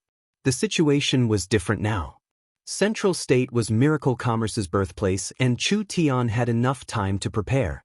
This time, the war hounds were not facing the southern summer country, but rather Miracle Commerce led by Chu Tian. The giant shark gang's fleet arrived at the Central State port. Everyone disembarked. In just a few months, Central State had undergone earth-shattering changes. There were several industrial parks on the outskirts of the city and over 1,000 large ships were docked at the port. There were countless large airships flying in the sky. This bustling scene was not inferior to Imperial City at all. The tense situation in the north did not seem to have spread here. Central State City was still rich and busy. The Meng sisters, Nangong Yun, and Qin Bingyu all sighed. They never thought that they would come back this quickly. But there was no time to reminisce. The war hounds would first attack Central State. Once Central State fell, not only would the southern summer country have no hope, Miracle Commerce would also be uprooted. Chu Tian would not allow this to happen. He came to the Central State Yun sect and gathered everyone. If my guesses aren't wrong, in 10 days or half a month, the war hounds will attack Central State through the waterways. The high-level members of Imperial City and Central State were all gathered together, listening to Chu Tian with serious expressions. There were several thousand miles of mountain ranges in the north of Central State and it would not be easy for the war hounds to cross them. The best way was to steal the southern summer warships and attack Central State City through the waterways. The war hounds have lived in the war hound plains for generations, so fighting on water is not their specialty. We have enough advantages, but this advantage is not enough because the war hounds will receive the support of the Eagle Burial Kingdom's Air Force, using the Air Force to cover the water force. If it's like this, we will be at a complete disadvantage with our lacking Air Force. Chu Tian ordered, I announce that from now on, the entire state will be under military control. All resources will be used for war preparations. In the following battle, not only do we need to win, we need to win a beautiful victory. Everyone was filled with worry. Did they really have a chance of winning? The Imperial region had over 100 soldiers, gathering half of the southern summer country's army. In terms of battle strength, they had gathered around 80% of the southern summer country's strength. There was also the front line that the southern summer country had spent several generations to build, but even with such a strong defense, it still fell in a week. The difference in strength between the war hounds and the southern summer country was too large. Even if the southern states could rely on the mountains and rivers to defend, in front of an absolute power, what use would a defensive line have? Relax, once the war hounds come to Central State, I will make it so they won't be able to return. Chu Tian had half a month to prepare. Although it seemed very rushed, it was actually more than enough. We will use the full strength of the Yun sect's laboratory and the foundation that Miracle Commerce has built in Central State for half a year to create several new weapons for Central State. The scholars whispered to each other, revealing expressions of interest. Yun Tianhe asked in a curious voice, what weapon does the chairman want to invent? Chu Tian first revealed a blueprint. When the Yun sect scholars saw this blueprint, they all felt it was very familiar because this blueprint was very similar to the source energy bombs they had made before. Only Chu Tian had made a large number of modifications, making the source energy bombs look very complete. That's right, this is the source energy bomb. I've modified and improved the Yunsek's bombs, making it more controllable and safer. Other than that, I've developed several crude oil refining techniques that will allow us to make even more powerful and destructive heavy explosives. Everyone's hearts were filled with excitement. The Imperial City battle was too rushed and Miracle Commerce hadn't been in Imperial City for long, so their infrastructure and industrial facilities were not complete. Although Meng Qingwu wanted to use the source energy bombs, she didn't have the ability to make more. Even so, they were quite useful in the beginning and left a deep impression on everyone. Now the situation was different. Central State was the birthplace of Miracle Commerce. Miracle Commerce had been developing in Central State for half a year and now they had a basic industrial scale. Whether it was resources or production, they couldn't compare to Imperial City at all. Chu Tian revealed several blueprints that he had thought of on the way back to the warship. This is a single soldier source energy bomb, made from compressed crude oil. Its specialty is that it can be carried around and used by a single soldier. It doesn't have a wide range, but it has a large destructive power. I named it the Source Energy Grenade. The Source Energy Grenade was very simple to make and it didn't have a large area of effect. It was mainly used by soldiers on the battlefield and was used to kill enemies from a short distance. As long as a source energy grenade hit an enemy, even a true Soul Realm expert would be heavily injured or even killed. Other than that, using a simple catapult to launch the bomb cannot guarantee its safety and the efficiency and accuracy are too low. Chu Tian revealed another design idea. We need to make a more accurate source energy bomb launcher. Not only will it have an automatic firing process, it will also have a more accurate guidance. Different launchers can fire different bombs, so we can achieve a stronger killing effect. Chu Tian listed several other plans. Combining the source energy bomb with the crossbow, turning the bomb into an arrow to fire, or making a floating mine in the water. Everyone was filled with amazement. Genius, what was called a genius? Chu Tian's plans were all given to the Yunsek's design department.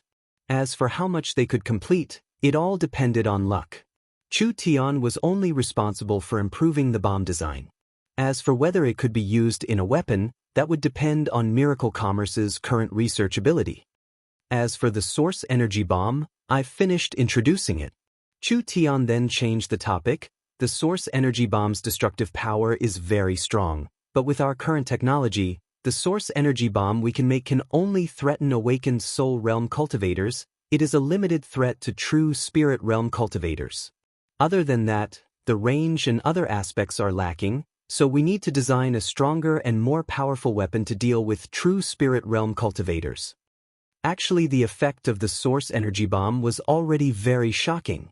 With Central State's current resources and production capacity, it was enough to produce large amounts of bombs before the Warhound's army moved south.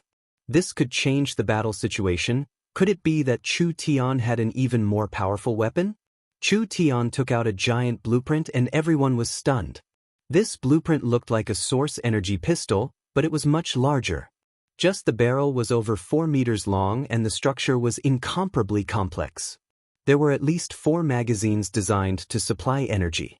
It looked just like an enlarged source energy pistol. There was a source energy array inside. Whether it was the complexity or the level, it was not something current source energy firearms could compare to. Everyone looked carefully. This is the new weapon that Miracle Commerce will be developing.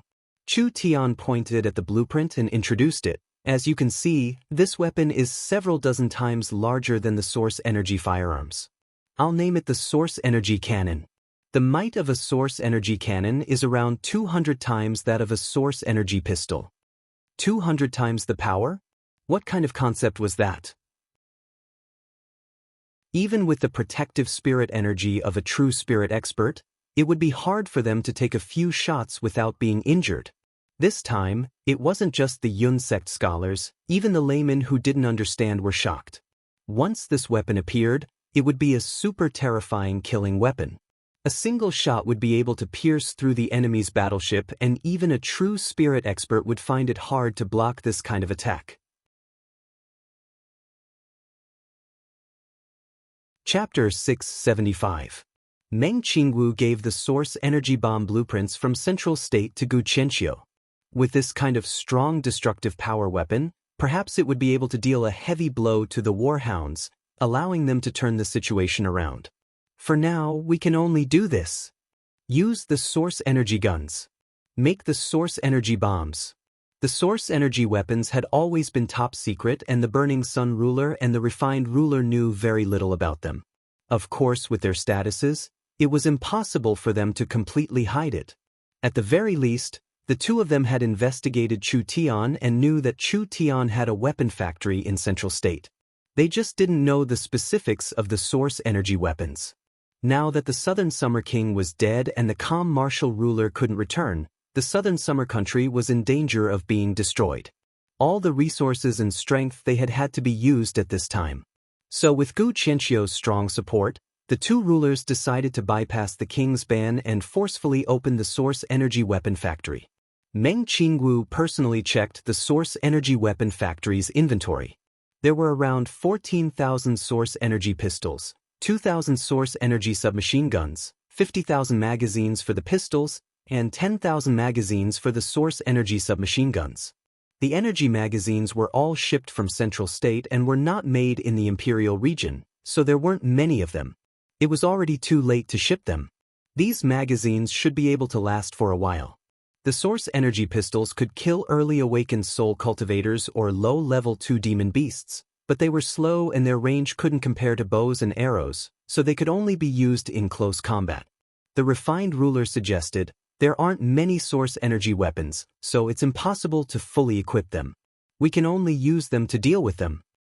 From the information from the front lines, the Warhound's trump card army is a wolf cavalry army. The demonic wolves are very agile and have very fast reactions, so it is hard to injure them with a rain of arrows. This source energy weapon is suitable to restrain them in close combat.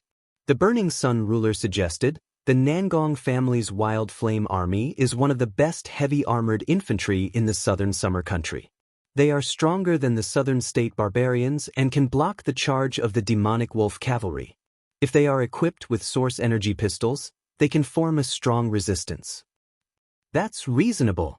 The two rulers decided to equip the 10,000 source energy pistols with the Wild Flame heavy infantry and another 500 submachine guns to increase their firepower. This infantry was personally commanded by the Burning Sun ruler, so they had strong close combat abilities. Now that they had these weapons, naturally they could increase their strength by a large amount. Gu Qianqiu suggested, now that there are 2,000 source energy submachine guns left, this old man recommends equipping them with the Royal Griffin Knights. The Griffin Knights are the strongest army in Imperial City and the Southern Summer Country, so they have the advantage of suppressing enemies in the air. If they have the support of the powerful submachine guns, they will become a nightmare for the warhounds. There were 2,000 Griffin Knights left. This army was already very strong, and now with the powerful suppressive firepower, their strength had increased by several times. It was enough for them to suppress the enemy from the air in a critical moment. No wonder I'm filled with confidence and prepared to start the northern expedition. The Burning Sun ruler was filled with excitement. My Southern Summer Country has these powerful weapons. We indeed have the ability to flatten the warhounds' plains. It's a pity. He never would have thought that the warhounds would be a step faster. In the end, he would die a tragic death before his ambitions could be fulfilled. Could it really be the will of the heavens? If the warhounds had attacked a month later, the first batch of source energy weapons would have been sent to the army. When the Southern Summer Country had over 100,000 source energy weapons, would it be easy for the warhounds to break through the front lines? There were no assumptions in this world. Meng Qingwu was still not optimistic. She had seen the battle strength of the warhounds' army, and these 10,000 source energy weapons could increase the Southern Summer Country's battle strength, but the increase was limited. It was impossible for them to resist the several 100,000 warhounds' army. Just relying on the source energy weapons was far from enough. Meng Qingwu ordered the source energy batteries stored in Imperial City to be taken out for an emergency upgrade. Gu Qianqiu gathered several thousand scholars to participate. All kinds of source energy batteries were turned into simple source energy bombs, allowing everyone to mass-produce source energy bombs.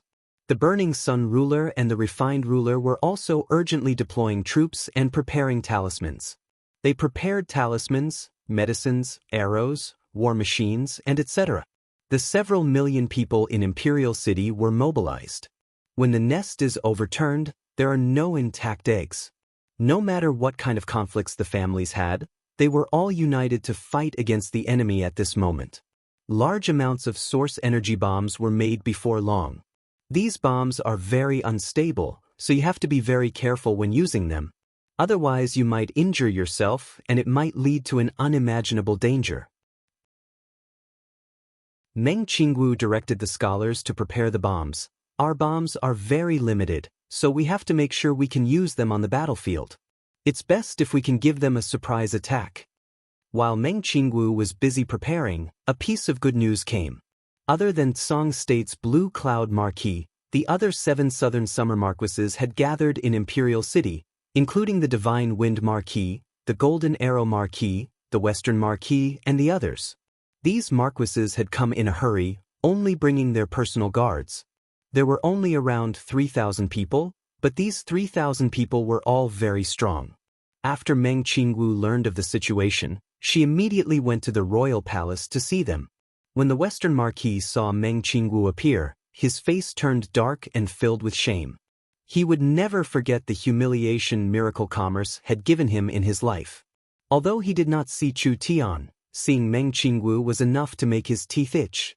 Meng Qingwu was most worried about the internal problems in Imperial City. Why did the front lines collapse? A large part of the reason was because of Wang Tianlong's betrayal, so Dongfang Zhan had to personally suppress it. Because the frontline marshal had left the command post, he could not respond to the situation at the back and it sped up the collapse of the front lines. Qingwu greets the Western Marquis. Meng Qingwu also nodded.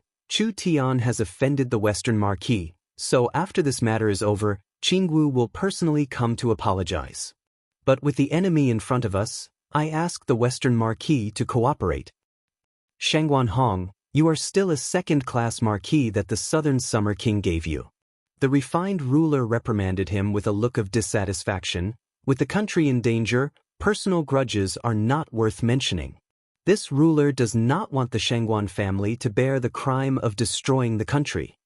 The Burning Sun ruler also said, Chu Tian has already become the country-guarding ruler and is the leader of the rulers, so it is not shameful for you to suffer this loss. Now that the war hounds are in front of us, we must cooperate. When the Western Marquis saw the 2 rulers come out to speak, he did not dare act up. He immediately cupped his hands and said, Shangguan Hong will face the danger with my own body, even if I die 10,000 times. Meng Qingwu was relieved seeing this. She looked at the Divine Wind Marquis and the Golden Arrow Marquis. You guys came this quickly? The Divine Wind Marquis nodded. My king sent out a royal proclamation not long ago, requesting the southern states to make preparations as well as a plan to move troops north. We were already prepared to come to Imperial City at any time, so when we learned of the changes in Imperial City, we immediately rushed over. It's a pity. The Golden Arrow Marquis said with a sigh, we rushed over, but we couldn't bring the army with us. There was no other way. Although the armies of the various states had not arrived yet, the Marquises were all peak experts of the Southern Summer Country and they were all experienced generals, so they could handle this task by themselves. With the help of these people in Imperial City, their chances of winning this battle would increase by quite a bit. The Divine Wind Marquis voice was a bit hoarse. I heard that the old marshal? Meng Qingwu gave a heavy nod. At this time, the Marquises all had calm expressions. Whether it was the Divine Wind Marquis, the Golden Arrow Marquis, the Western Marquis, or the other Marquises, as long as they were in front of Dongfang Zhan, they would all respectfully call him the Marshal. This was because they had more or less worked under Dongfang Zhan before, so they all admired Dongfang Zhan's character. The pillar of the country had collapsed. How could they not sigh in regret? What is the current situation? The Greenwood Marquis said, how should we fight? Meng Qingwu had already done her best. The source energy guns and the source energy bombs, These two things could greatly increase the chances of Imperial City's defense. However, Meng Qingwu could not predict the final outcome of Imperial City, she could only leave it to fate. Meng Qingwu was a merchant, so she did not have any experience in analyzing the battlefield. She only knew that the Warhound's army was very strong, so how they would defend would depend on these people. The calm martial ruler was not here and the burning sun ruler had the highest rank in the army, so he was in charge of the defense. From now on, the entire city will be under military control and all food will be distributed. The citizens of the city will not be allowed to leave and the mercenaries will be used for battle. The Greenwood Marquis, Divine Wind Marquis, you will be in charge of the southern defense.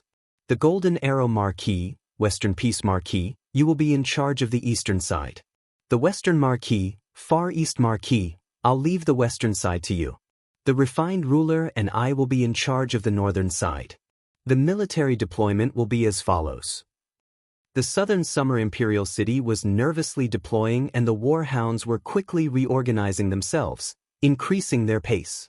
This was because the Fong King was very clear in his heart that his time was limited.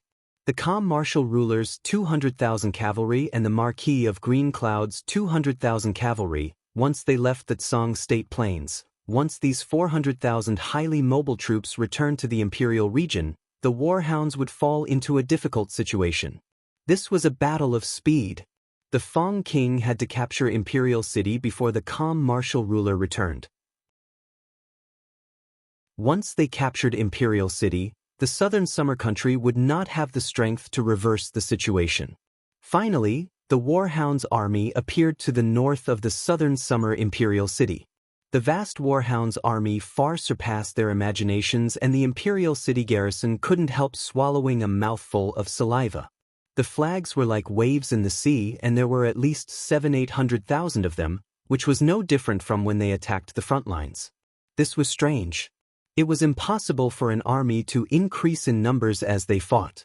The Warhounds had broken through the front lines and won, but they had lost at least 200,000 people. Why were there still this many soldiers in front of them? The Burning Sun ruler and the Refined ruler found the problem because they recognized many old enemies among the Warhounds' army's flags. From the information they had received, these old Warhounds tribes did not participate in the battle. It was clear that the Warhounds had not completely submitted to the Fong King. There were some old Warhounds tribes that did not participate in the battle. This was the bet the Fong King made with them. As long as they broke through the southern summer front lines, these old tribes would submit. If the Fong King was defeated, these old tribes would leave the Fong King and in the end, the Fong King would be the only survivor. These old tribes had seen the Fong King's strength, so they had no choice but to accept it. The Fong King's army had gained another precious air force. From the looks of it, there were about 20,000 people, all of them riding on vulture beasts. This was a large vulture knight regiment, obviously to fight against the Griffin Knights stationed in King City. This was too hard to believe. A vulture air force and a demon wolf cavalry army. The mounts, soldiers, and equipment of these two armies were all the same. This was clearly something that could only be created by a power with strong breeding and manufacturing abilities. The Warhounds' breeding abilities were not bad, but they couldn't create this many uniform high-quality mounts. Moreover, the Warhounds' equipment manufacturing skills were very simple, so how could they create this kind of army? The Fong King rode the three-headed demon wolf, walking alone in the direction of Imperial City. You are the newly promoted Fong King? The Burning Sun ruler felt a wave of pressure from the Fong King. This person's cultivation was higher than his by quite a bit, even the calm martial ruler could not compare, so it's a nameless person. Behind the Fong King was a group of Warhounds Kingdom experts, including 3-4 true spirit experts who were all tribe chiefs. Other than that, there was also the Southern Summer rebel Wang Tianlong. The Fong King had sent out his full strength in this battle, preparing to capture the southern summer Imperial City in one battle. The difference in strength between the two sides was too large and the southern summer country was about to be captured, but the Fong King was not excited at all. Rather, he said with a dark expression, "Malim was killed by the two of you?" Who was Malim? The burning sun ruler and the refined ruler were both stunned. I killed him. A sweet girl's voice sounded from the city walls. Meng Qingwu was not wearing her usual white robe, rather she was wearing a silver white armor. She was fully armed like a valiant general. Gu Qianqiu was shocked. Chairman Meng actually killed that person? The burning sun ruler asked in a strange voice. What? Could it be that person's background is very big? Of course. Gu Qianqiu angrily said, Malim is the Hellsong tribe's vice chief and a true spirit cultivator who worked with the rebel Wang Tianlong to kill my king. True spirit cultivator? Everyone was shocked. Meng Qingwu was a weak girl and she actually personally killed a warhound's true spirit cultivator? This news was too shocking. Just the merit from this head was enough for Meng Qingwu to become a marquis. After all, in all these years, the southern summer country had never killed a warhound's true spirit expert. Even if a warhound's true spirit expert fell, it would be because of internal strife. The entire warhound's army was in an uproar. Chapter 676. The source energy cannon has 100 times the power of a source energy gun, but the energy consumption is also 100 times higher. Not only does it require a high-energy magazine, it also requires a high-quality material. With our current battery technology, weapon refining technology, and the materials we have on hand, I'm afraid it will be hard to meet the requirements. Chu Tian did not care about Yun Tianhe's question at all. There's no need to worry. I've already thought of a method to refine high-strength crystal oil while I was in Imperial City. The Central State Battery Base and the military base barely meet the requirements. As for the materials, when we left Imperial City, we brought out several hundred-year-old metals that can withstand the energy of the source energy cannon. Chu Tian also proposed a heavy firearm plan. This kind of firearm was also made from a very expensive rare metal. Its specialty was that it could withstand high speeds for a long time, so it was suitable to be used to create a high-capacity, fast firing rate, and long-lasting firearm. Whether it was the source energy cannon or the heavy source energy gun, they were all weapons of mass destruction. The technology and material requirements were very high, so Chu Tian had to personally participate in the research to ensure that it could be produced before the warhounds attacked. The Yun sect already had a very strong research force.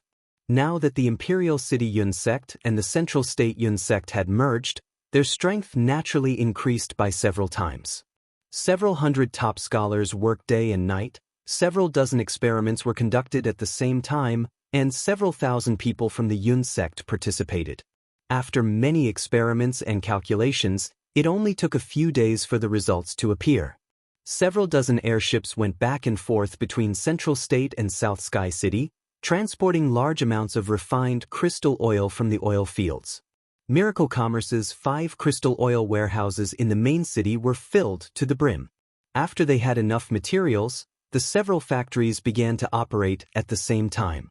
Over 10,000 workers and over 1,000 array masters began to work. Meng Qingwu personally went to the factories to inspect the situation. There were several hundred fist-sized things that had already been produced. They were round like fruits with runes and lines engraved on the surface. There was a high-density crystal oil inside and there was a red button at the top. As long as this button was pressed, the source energy battery inside would activate the array, causing the crystal oil inside to explode. This was the source energy grenade.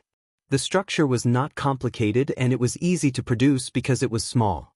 Each soldier could carry 1 or 2 and it would have a terrifying effect on the battlefield. Even if one was thrown onto an 8-9th awakened soul layer expert, they would be crippled if not dead. In the source energy weapon warehouse, there were a total of 50,000 source energy firearms, including over 5,000 source energy submachine guns. This was far more than the weapons in Imperial City. This batch of weapons was enough to make up for the lack of quality and strength in the Central State Army. Not bad. When Meng Qingwu saw the neatly arranged weapons, her heart filled with confidence.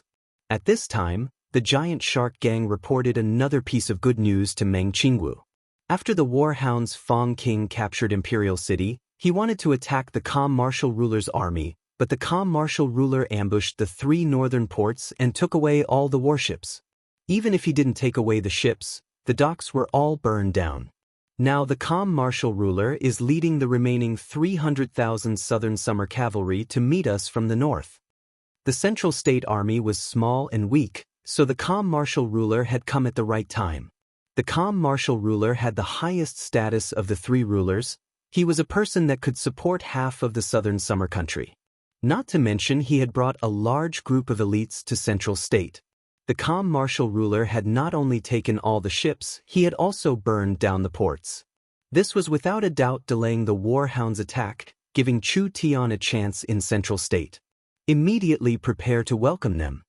Meng Qingwu brought Miracle Commerce's group to the Central State port. First they cleared out most of the port and docks, then they built a temporary military camp. 2 days later, several hundred large warships appeared in front of them. The calm martial ruler had brought 280,000 elite cavalry to Central State this time. Most of them were the Storm Cavalry, which was one of the strongest main forces of the Southern Summer Country. The 400,000 cavalry of the Southern Summer Country was the most important battle force. Half of them were in Imperial City and the other half were in Song State. If this army was not on duty when the battle began, it was unknown if the Fong King's army could capture Imperial City. Now that this army had come to Central State, it would be a great help to defend Central State. The fall of the Imperial region was a large blow to the calm martial ruler. But the calm martial ruler did not seem angry or flustered, rather he seemed very calm. As the commander-in-chief of the Southern Summer Army, he was very good at hiding his emotions. With the Southern Summer Country's disaster, the calm martial ruler clearly blamed himself. He did not see through the Warhounds' true intentions in invading Song State. When the Warhounds' army entered Song State, it looked like they were heading for Song State's main city and they deliberately revealed their intentions to attack the farms, but these were all pretenses. The true goal was to drag the Southern Summer Country's Northern Cavalry Army into a quagmire, making them temporarily useless and allowing the Fong King to personally lead the army into the Southern Summer Country. This was not the calm martial ruler's fault. The Southern Summer Country's intelligence was clearly lagging behind. They did not know that the Warhounds' planes had been unified and they did not know that there was a spirit beast kingdom supporting the Warhounds' kingdom. The new Fong King was clearly an experienced general, having a deep understanding of the Southern Summer Army. In this situation where the intelligence was not equal, the calm martial ruler could not do anything. After all, he was not a prophet. The previous king has given his orders. Gu Qianqiu respectfully came forward and said, "We ask the calm martial ruler, Dongfang Gan, to inherit the Southern Summer King's throne." The surrounding soldiers all kneeled down. Whether it was the calm martial ruler's prestige, fame, or background, he was worthy of this position. Now that the Southern Summer Country was like a group of dragons without a head, they needed a leader to give orders. Who would have thought that the calm martial ruler would coldly say, "How can a general be the Southern Summer King?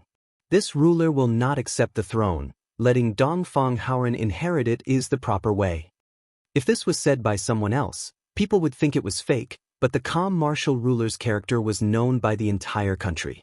He was like another Dongfang Zhan. Although he had a high status, he had no interest in material comforts. When the previous generation's Southern Summer King was choosing between the 2 princes, he preferred the decisive Dongfang Gan.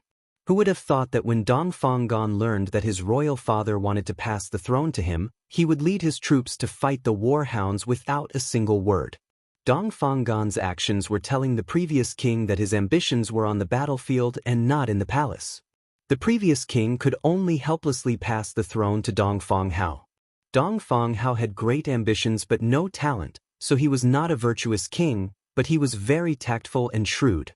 He had the heart of a king, so he had governed the Southern Summer Country quite well over the years. Now Dongfang Hao was dead. Was Dongfang Gan not willing to become the Southern Summer King? The great scholar said with a calm expression, "The prince is talented, but he is too young and lacks experience on the battlefield. Without any experience in governing, how can he take the throne?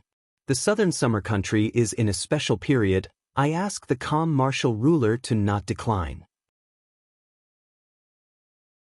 We ask the king to immediately ascend the throne. We ask the king to immediately ascend the throne. Everyone began to loudly shout out. Dong Fanggan tightly knit his brows as he said, "If I become the king, who will go to war?"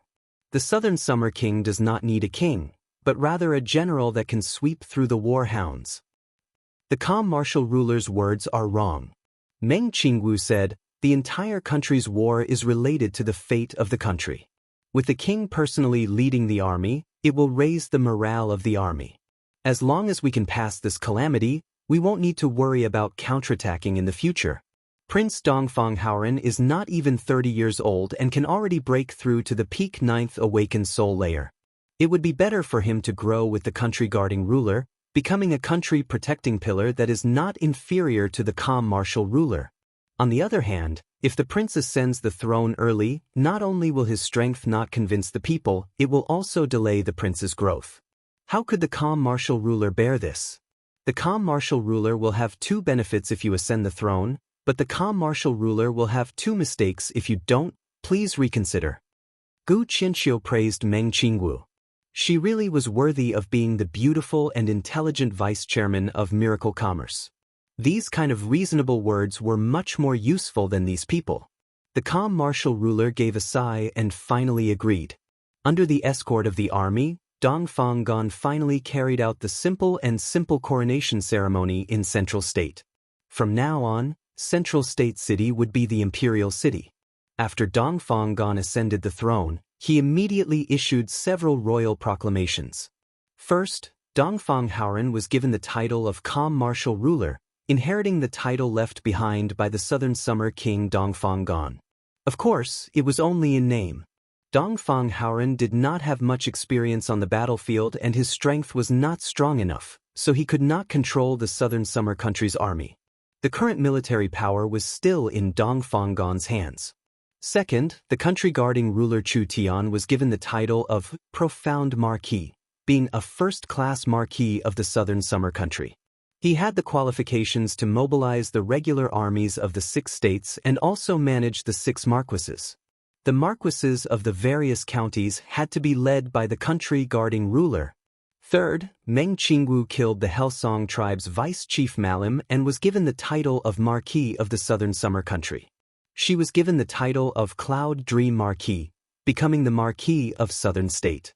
Of these 3 royal proclamations, 2 of them were royal proclamations for Miracle Commerce. Chu Tian added the title of Marquis on top of the ruler title and it was a first-class Marquis with real power. This was something that had never happened before in the history of the Southern Summer country.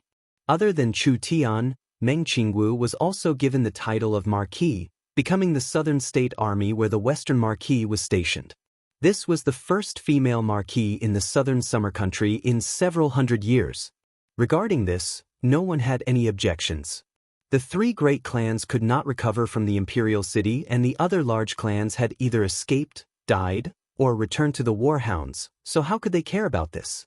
Among the marquises of the Southern Summer country, other than the newly titled Cloud Dream Marquis Meng Qingwu, the Greenwood Marquis, the Golden Arrow Marquis, and the Divine Wind Marquis were on Chu Tian's side. The great scholar Gu Qianxiu was also on Chu Tian's side. The new imperial city and central state were Chu Tian's territory. Therefore, from the Marquis to the citizens, no one objected to this and they were all very excited. Chu Tian being placed in an important position by the Southern Summer country was a very good thing for the Southern Summer country. After Dongfanggan announced the royal proclamations, he wanted to go to the Yun sect to find Chu Tian. In the end, before he could even move, news came from the Yun sect. Chu Tian had been overworking himself these past few days, causing his old injuries to flare up. He could only rest in bed and could not continue working. This time, Miracle Commerce and the Southern Summer country were all in a panic. They had finally waited for the calm martial ruler to inherit the throne. In the end, something had happened to Chu Tian. What should they do? In the hearts of the Central State people, Chu Tian's position was not inferior to the calm martial rulers. As long as Chu Tian was here, nothing was impossible, but once Chu Tian fell, how could they not have confidence in their hearts? What should they do? Find a medicine, They had to find a medicine. Meng Qingwu decided to use all of Miracle Commerce's channels and buy an immortal herb at any cost. In just a short night, the news of Miracle Commerce buying an immortal herb to save Chu Tian was spread across the entire kingdom. However, once the news was released, it disappeared like a clay ox entering the sea.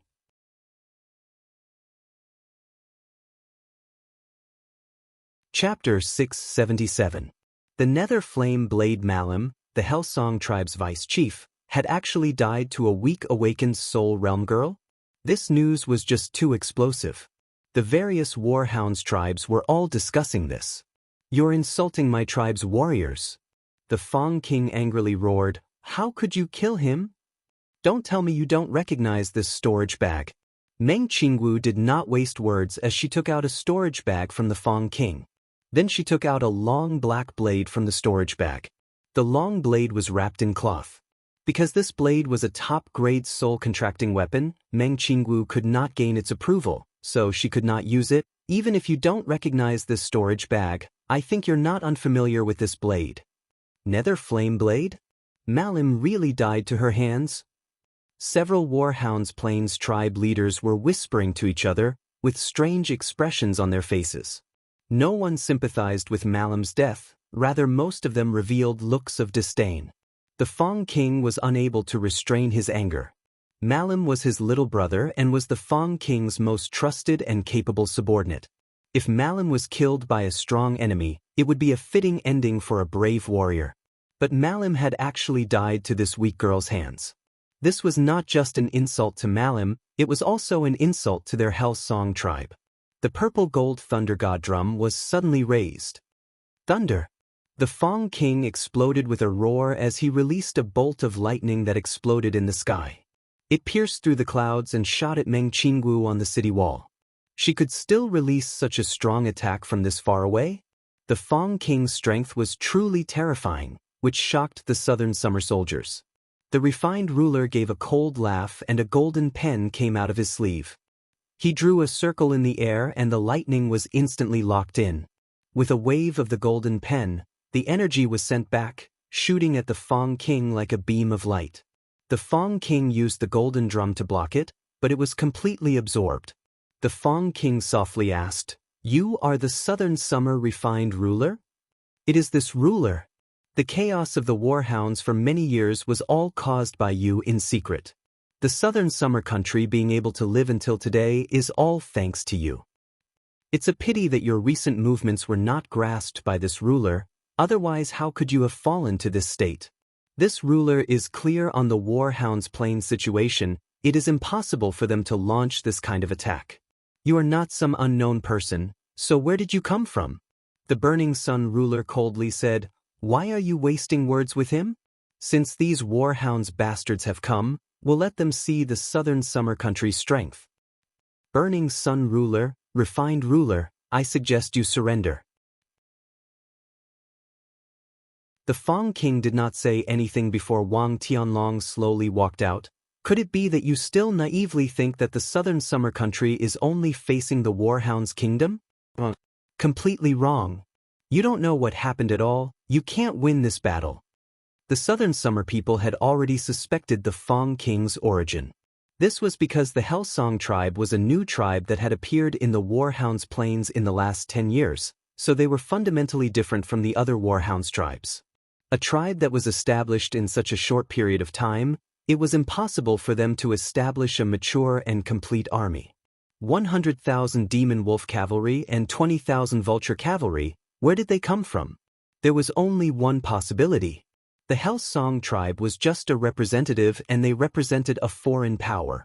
So Wang Tianlong was this confident. The Hellsong tribe is a noble of the Eagle Burial Kingdom. Wang Tianlong loudly shouted, "The Warhounds Kingdom has already become one of the Eagle Burial warring kingdoms and the Warhounds are in the Eagle Burial Kingdom's sphere of influence. Do you think you have the ability to fight against a warring kingdom?" Everyone's expressions changed. Eagle Burial Kingdom? Although this country did not have any contact with the Southern Summer country, there were some people who had heard of it. This was also a kingdom, but it had already developed to the level of a warring kingdom. It had to be known that for a kingdom to become a warring kingdom, it first had to have a stable and mature national strength. It also needed to have a military strength that surpassed the surrounding areas, showing a tendency to expand to become a warring kingdom.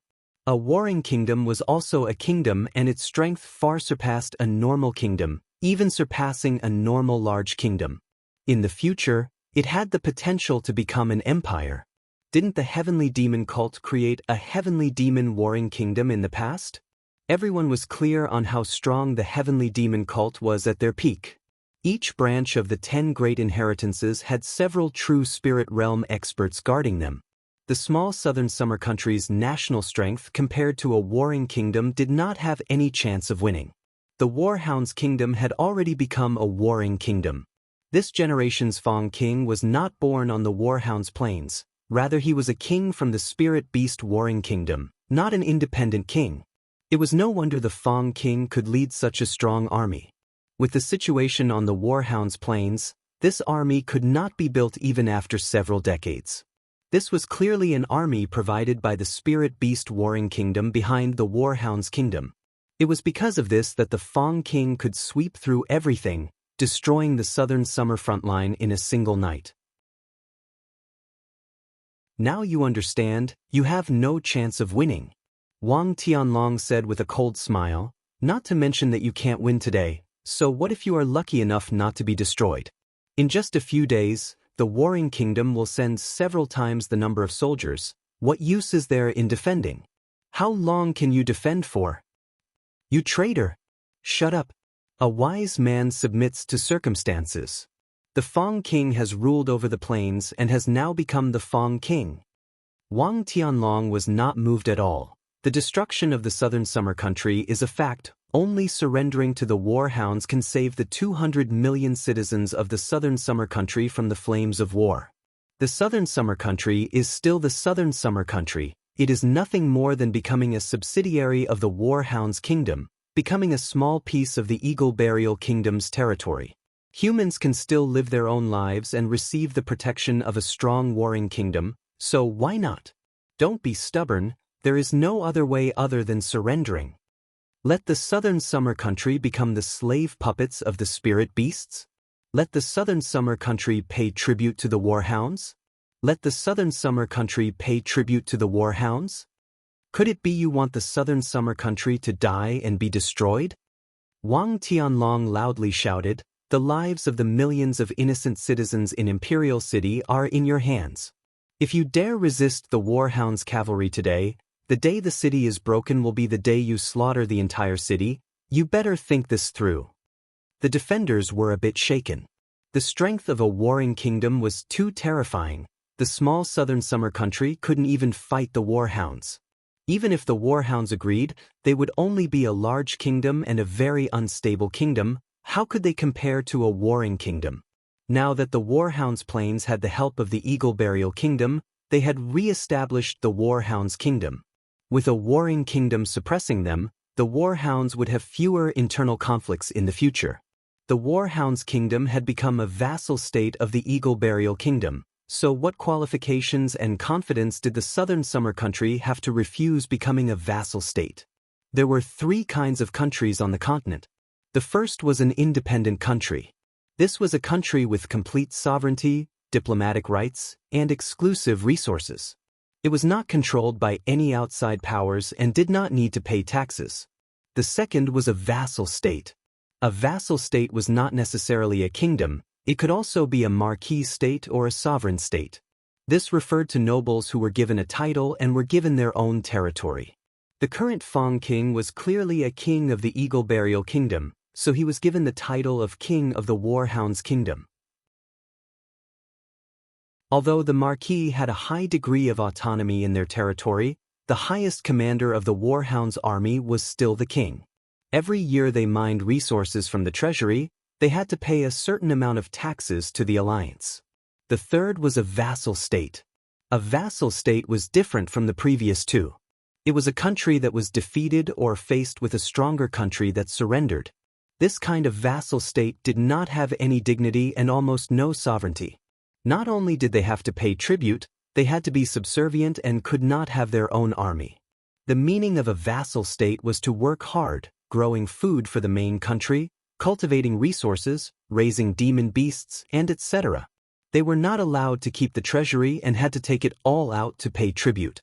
Once the southern summer country became a vassal state of the Warhounds' kingdom, their people and resources would not belong to them. But if they resisted the southern summer country, how could they resist the invasion of a large warring kingdom? Scram. You are a person who sells out your ancestors for glory. What qualifications do you have to shout here? Then I want to see how long you can remain arrogant in front of the Warhounds' kingdom's overwhelming strength. Wang Tianlong did not plan on keeping them here. Although the Fang king had promised to make him the new southern summer king, the three great clans did not have any meaning in existing. Otherwise, with Wang Tianlong's current strength, how could he suppress these fellows? He had to kill them all. Wang Tianlong was very clear on the Burning Sun ruler's temper. Since they wouldn't give up until they saw the coffin, they could not convince them to surrender, so he would use strength to speak. The Fang king did not want to waste time. This was because the calm martial ruler did not give the Fang king much time. At this time, a deep bugle sounded. The Warhounds' army was preparing to attack. The vanguard was made up of giant beasts, leading around 50,000 Warhounds elites. Most of them were carrying tools to climb the walls, so this was the first wave of Warhounds to attack. Those giant gorilla-like beasts were over 10 meters tall, and each one was covered in incomparably thick armor. The southern summer country's archers posed a very limited threat to them, and even a true soul realm expert would find it hard to heavily injure them in a single hit. The war drums became more and more intense. This army charged out faster and faster. The Burning Sun ruler knit his brows. Will it really work? Relax. Meng Qingwu tightly clenched her fist. Just wait and see. A giant monster suddenly stepped on something and a large amount of energy was released from its foot. It released a large amount of light and heat in a short period of time. That wild energy was released like a tsunami, instantly blowing up the giant monster's leg. That giant shockwave sent several hundred Warhound soldiers flying, and quite a few of them were sent flying. The Warhound's vanguard's formation was immediately thrown into chaos. There were several large explosions. Several more source energy bombs buried underground were detonated. Without any warning, these giant monsters suddenly suffered a violent explosion. Basically, they were all blown to pieces. The power of this explosion was so strong that every time it was released, a black bowl-shaped pit would appear on the ground. Perhaps even a true soul realm expert would be heavily injured or even killed by this explosion. Fire! Meng Qingwu gave an order. The catapults on the city walls were activated and several bombs were shot out from the city walls. They formed a parabola as they landed in the center of the Warhounds' army. Another mushroom cloud appeared. Several hundred Warhound soldiers were in the range of the bombs and were immediately killed by this violent energy. The Warhounds' first wave did not even have time to fight before they suffered a heavy setback. Their originally low morale was restored by quite a bit. No matter what happened in the future, they had to win this battle first. After all, the Burning Sun ruler and the Refined ruler were not fools. If the situation reached a point where they could not resist, then they would naturally retreat. Ring the bow. The southern summer bombs were too strong, causing large losses to the Warhounds, which made the Warhounds experts feel very unhappy. When the southern summer country shot out another source energy bomb, a Warhounds expert pulled his bow and shot an arrow at the bomb that was thrown. This bomb exploded in the air. Quite a few southern summer soldiers on the city walls were injured. When the source energy bomb was shattered, the fragments fell in different places like fireworks. Each fragment exploded, causing a certain amount of damage to the Warhounds. What was this thing? The Warhounds were very shocked. Mind's eye.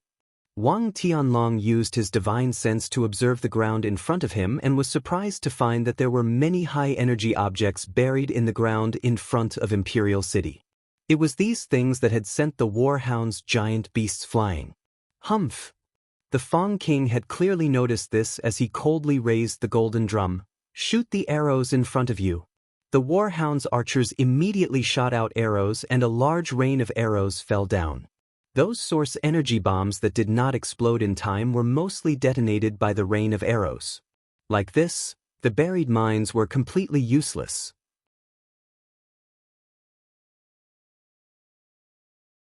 Chapter 678. More than 10 days later, before Royal City had fallen into the enemy's hands, the elf Obersen left Imperial City and rode his dragon hawk beast south. He passed through Central State, Qing State, and Southern State before arriving in a boundless primitive forest. An entire tens of thousands of miles was covered in forest, as if it had never been developed before. There were large amounts of unimaginably terrifying fierce beasts living here, with level 3 demon beasts being common. Whether it was the southern summer country or the warhound's country, this was a wild area that could not be developed. Obersen recklessly charged into the territory of these fierce beasts, but he ignored the warning and hostile roars coming from all around him. Not a single fierce beast dared to attack him. These fierce beasts did not have high intelligence, but they could tell who was strong and who was weak. Even without the unfathomable Obersen, the dragonhawk beast he was riding was a powerful level 3 demon beast. Its wings were over 10 meters long and its body was covered in red dragon scales. It had the claws and head of an eagle, and the sharp aura it released was enough to deter most fierce beasts. When Obersen passed through the endless mountains, traces of civilization began to appear. He arrived in the sky above an emerald forest. Although this was also a forest, there was a clear difference compared to other areas. The forest's colors were bright and beautiful, and it was full of vitality. Every tree gave people the feeling that they weren't just plants, but living creatures. The entire forest covered over 100 miles, and there were many trees that were over 100 meters tall. Each tree was comparable to a skyscraper in the human world. The holes in the trees had wooden windows, and there were delicate tree houses hanging outside. It's Elder Obersen. Elder Obersen is back. The dragon hawk flying through the forest attracted the attention of some elves, but when the elves saw the person on the dragon hawk, they immediately let down their guard. They put down the bows in their hands and began to cheer. These elves were hidden in the forest, almost blending into the forest. If they didn't show themselves, it was almost impossible to detect them. Obersen jumped down and fell down from 200 meters in the air. He was like a light leaf as he passed through the branches of the trees.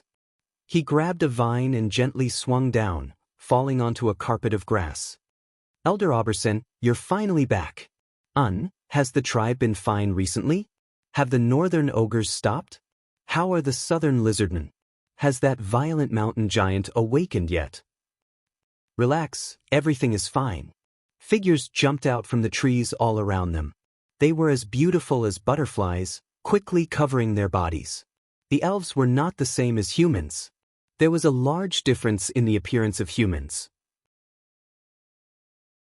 The fat ones could be as fat as a ball, the skinny ones could be as thin as a bamboo pole, the beautiful ones could be able to cause the fall of a country, and the ugly ones could be comparable to demons.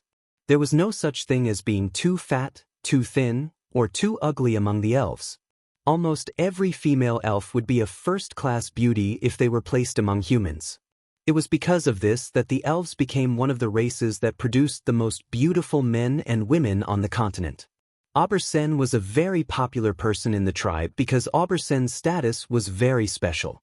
The elves were a very closed-off race, and most elves were not allowed to participate in worldly affairs, so the elves were very closed off to the outside world. Obersen's job was to wander around and collect information about the surrounding countries. Every time he went out, he would be gone for a year or two, and every time he came back, he would bring back interesting news and customs from different countries. Because of this, the young men and women of the elves liked to pester him. Obersen gave a very friendly greeting. Hello everyone. Hey, Uncle Obersen. At this time, a clear and melodious voice rang out. To Obersen, this voice was simply synonymous with the devil.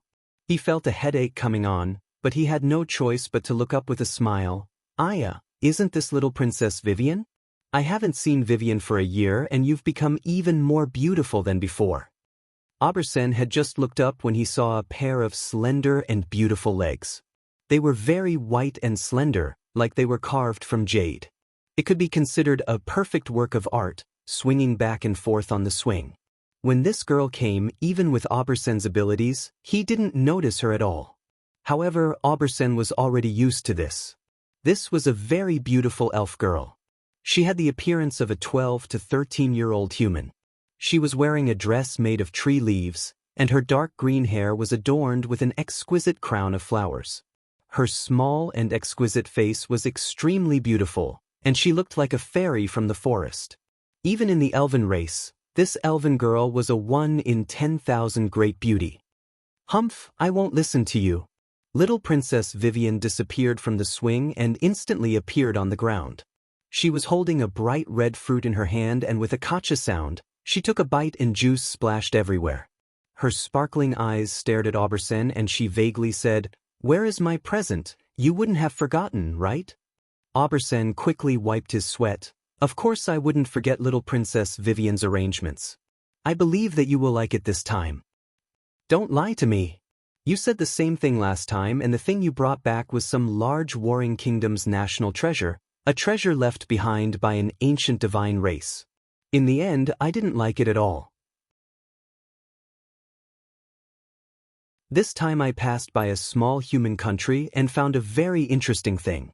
Although the value isn't high, you will definitely be satisfied." The little Princess Jade-like eyes lit up. She didn't want anything valuable, it was enough as long as it was fun. Aubersen took out the video disc player. "What kind of thing is this? Isn't it just a mirror?" "It's called a video disc player, a thing that can store sound and images. It is very interesting, I'll teach you how to use it. There are also many other things, magnetic sound machines, canned food, light bulbs, and etc.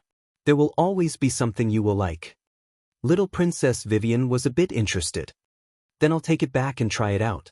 The little princess lifted the video disc player with one hand and put everything else into her storage ring. When Aubersen let out a sigh of relief, the little princess suddenly turned around and glared at him. "If it isn't as magical as you say, or if it isn't fun at all, I'll go to your garden and pull out all the flowers and plants." Aubersen's body trembled. How could this be? Those were his lifeblood. The little princess did not give Aubersen a chance to speak. With a flicker of her body, she disappeared on the spot. Aubersen opened his mouth, but he did not have time to say anything. He could only pray that the magical things the small southern summer country found would be enough to satisfy this little princess. The little princess' innate talent was very special, even Aubersen could not catch up to her. In just a few breaths of time, the little princess had already returned to her treehouse. "Everyone, quickly come and see." The little princess brought back something fun again. When the little princess returned to her treehouse, she immediately attracted a large group of elves. These elves were all younger than the little princess, and there were several that looked like 4 or 5-year-old human children. They were currently biting their fingers and looking at her with an innocent expression. "Big sister princess, what is this? Why have I never seen it before?" The little princess had a very proud appearance. She stood in the middle of the countless little elves like a high king of children. This thing was brought back from the human world. This princess has never seen it before, so of course you haven't seen it before. Then how do we play with it? Hey, don't be anxious. Let me slowly study it. What is this? It smells so good. A 6-year-old elf took out a can. Is this food? Greedy ghost, you only know how to eat. The little princess said, Aubersen said that this is a can of human food and it tastes pretty good. Since we brought back quite a bit, we can all share it. The little princess had a very straightforward personality, which was why the children liked to play with her. In just a while, the several hundred cans Aubersen brought back were divided among the children. Pa! The little princess opened a can and immediately smelled an even stronger fragrance. This made the little princess feel very surprised. Could it be that humans could also cook demon beast meat? She had always thought that only the elves could cook demon beast meat on the continent. Delicious, too delicious. These elven children were all eating with relish. Although the elves could cook demon beast meat, the elves usually ate vegetarian food, so they weren't very good at cooking meat. When they ate Miracle Commerce's source energy cooking and human cooking recipes, each of the elves was filled with praise. Was it really that delicious? The little princess opened a can of violent bear meat. The meat was delicious, it was chewy, and the bones were very chewy. This was a very special delicacy. The little princess even drank all the soup and she suddenly felt a bit of regret. This kind of delicious thing, she wouldn't have told the others about it. But because of her face, she couldn't take it back. Little princess, how do you use this video disc player? Let me try. Vivian used the method Aubersen taught her to turn on the video disc player. Several dozen pairs of clear eyes looked over at the same time, and they saw the reflective surface of the mirror suddenly light up as images began to appear. These timid elves were all startled, and they all ran away in a puff of smoke. What is going on? Why can we see other worlds in this mirror? My God, could this be the legendary planar mirror? This is an ancient era's divine weapon.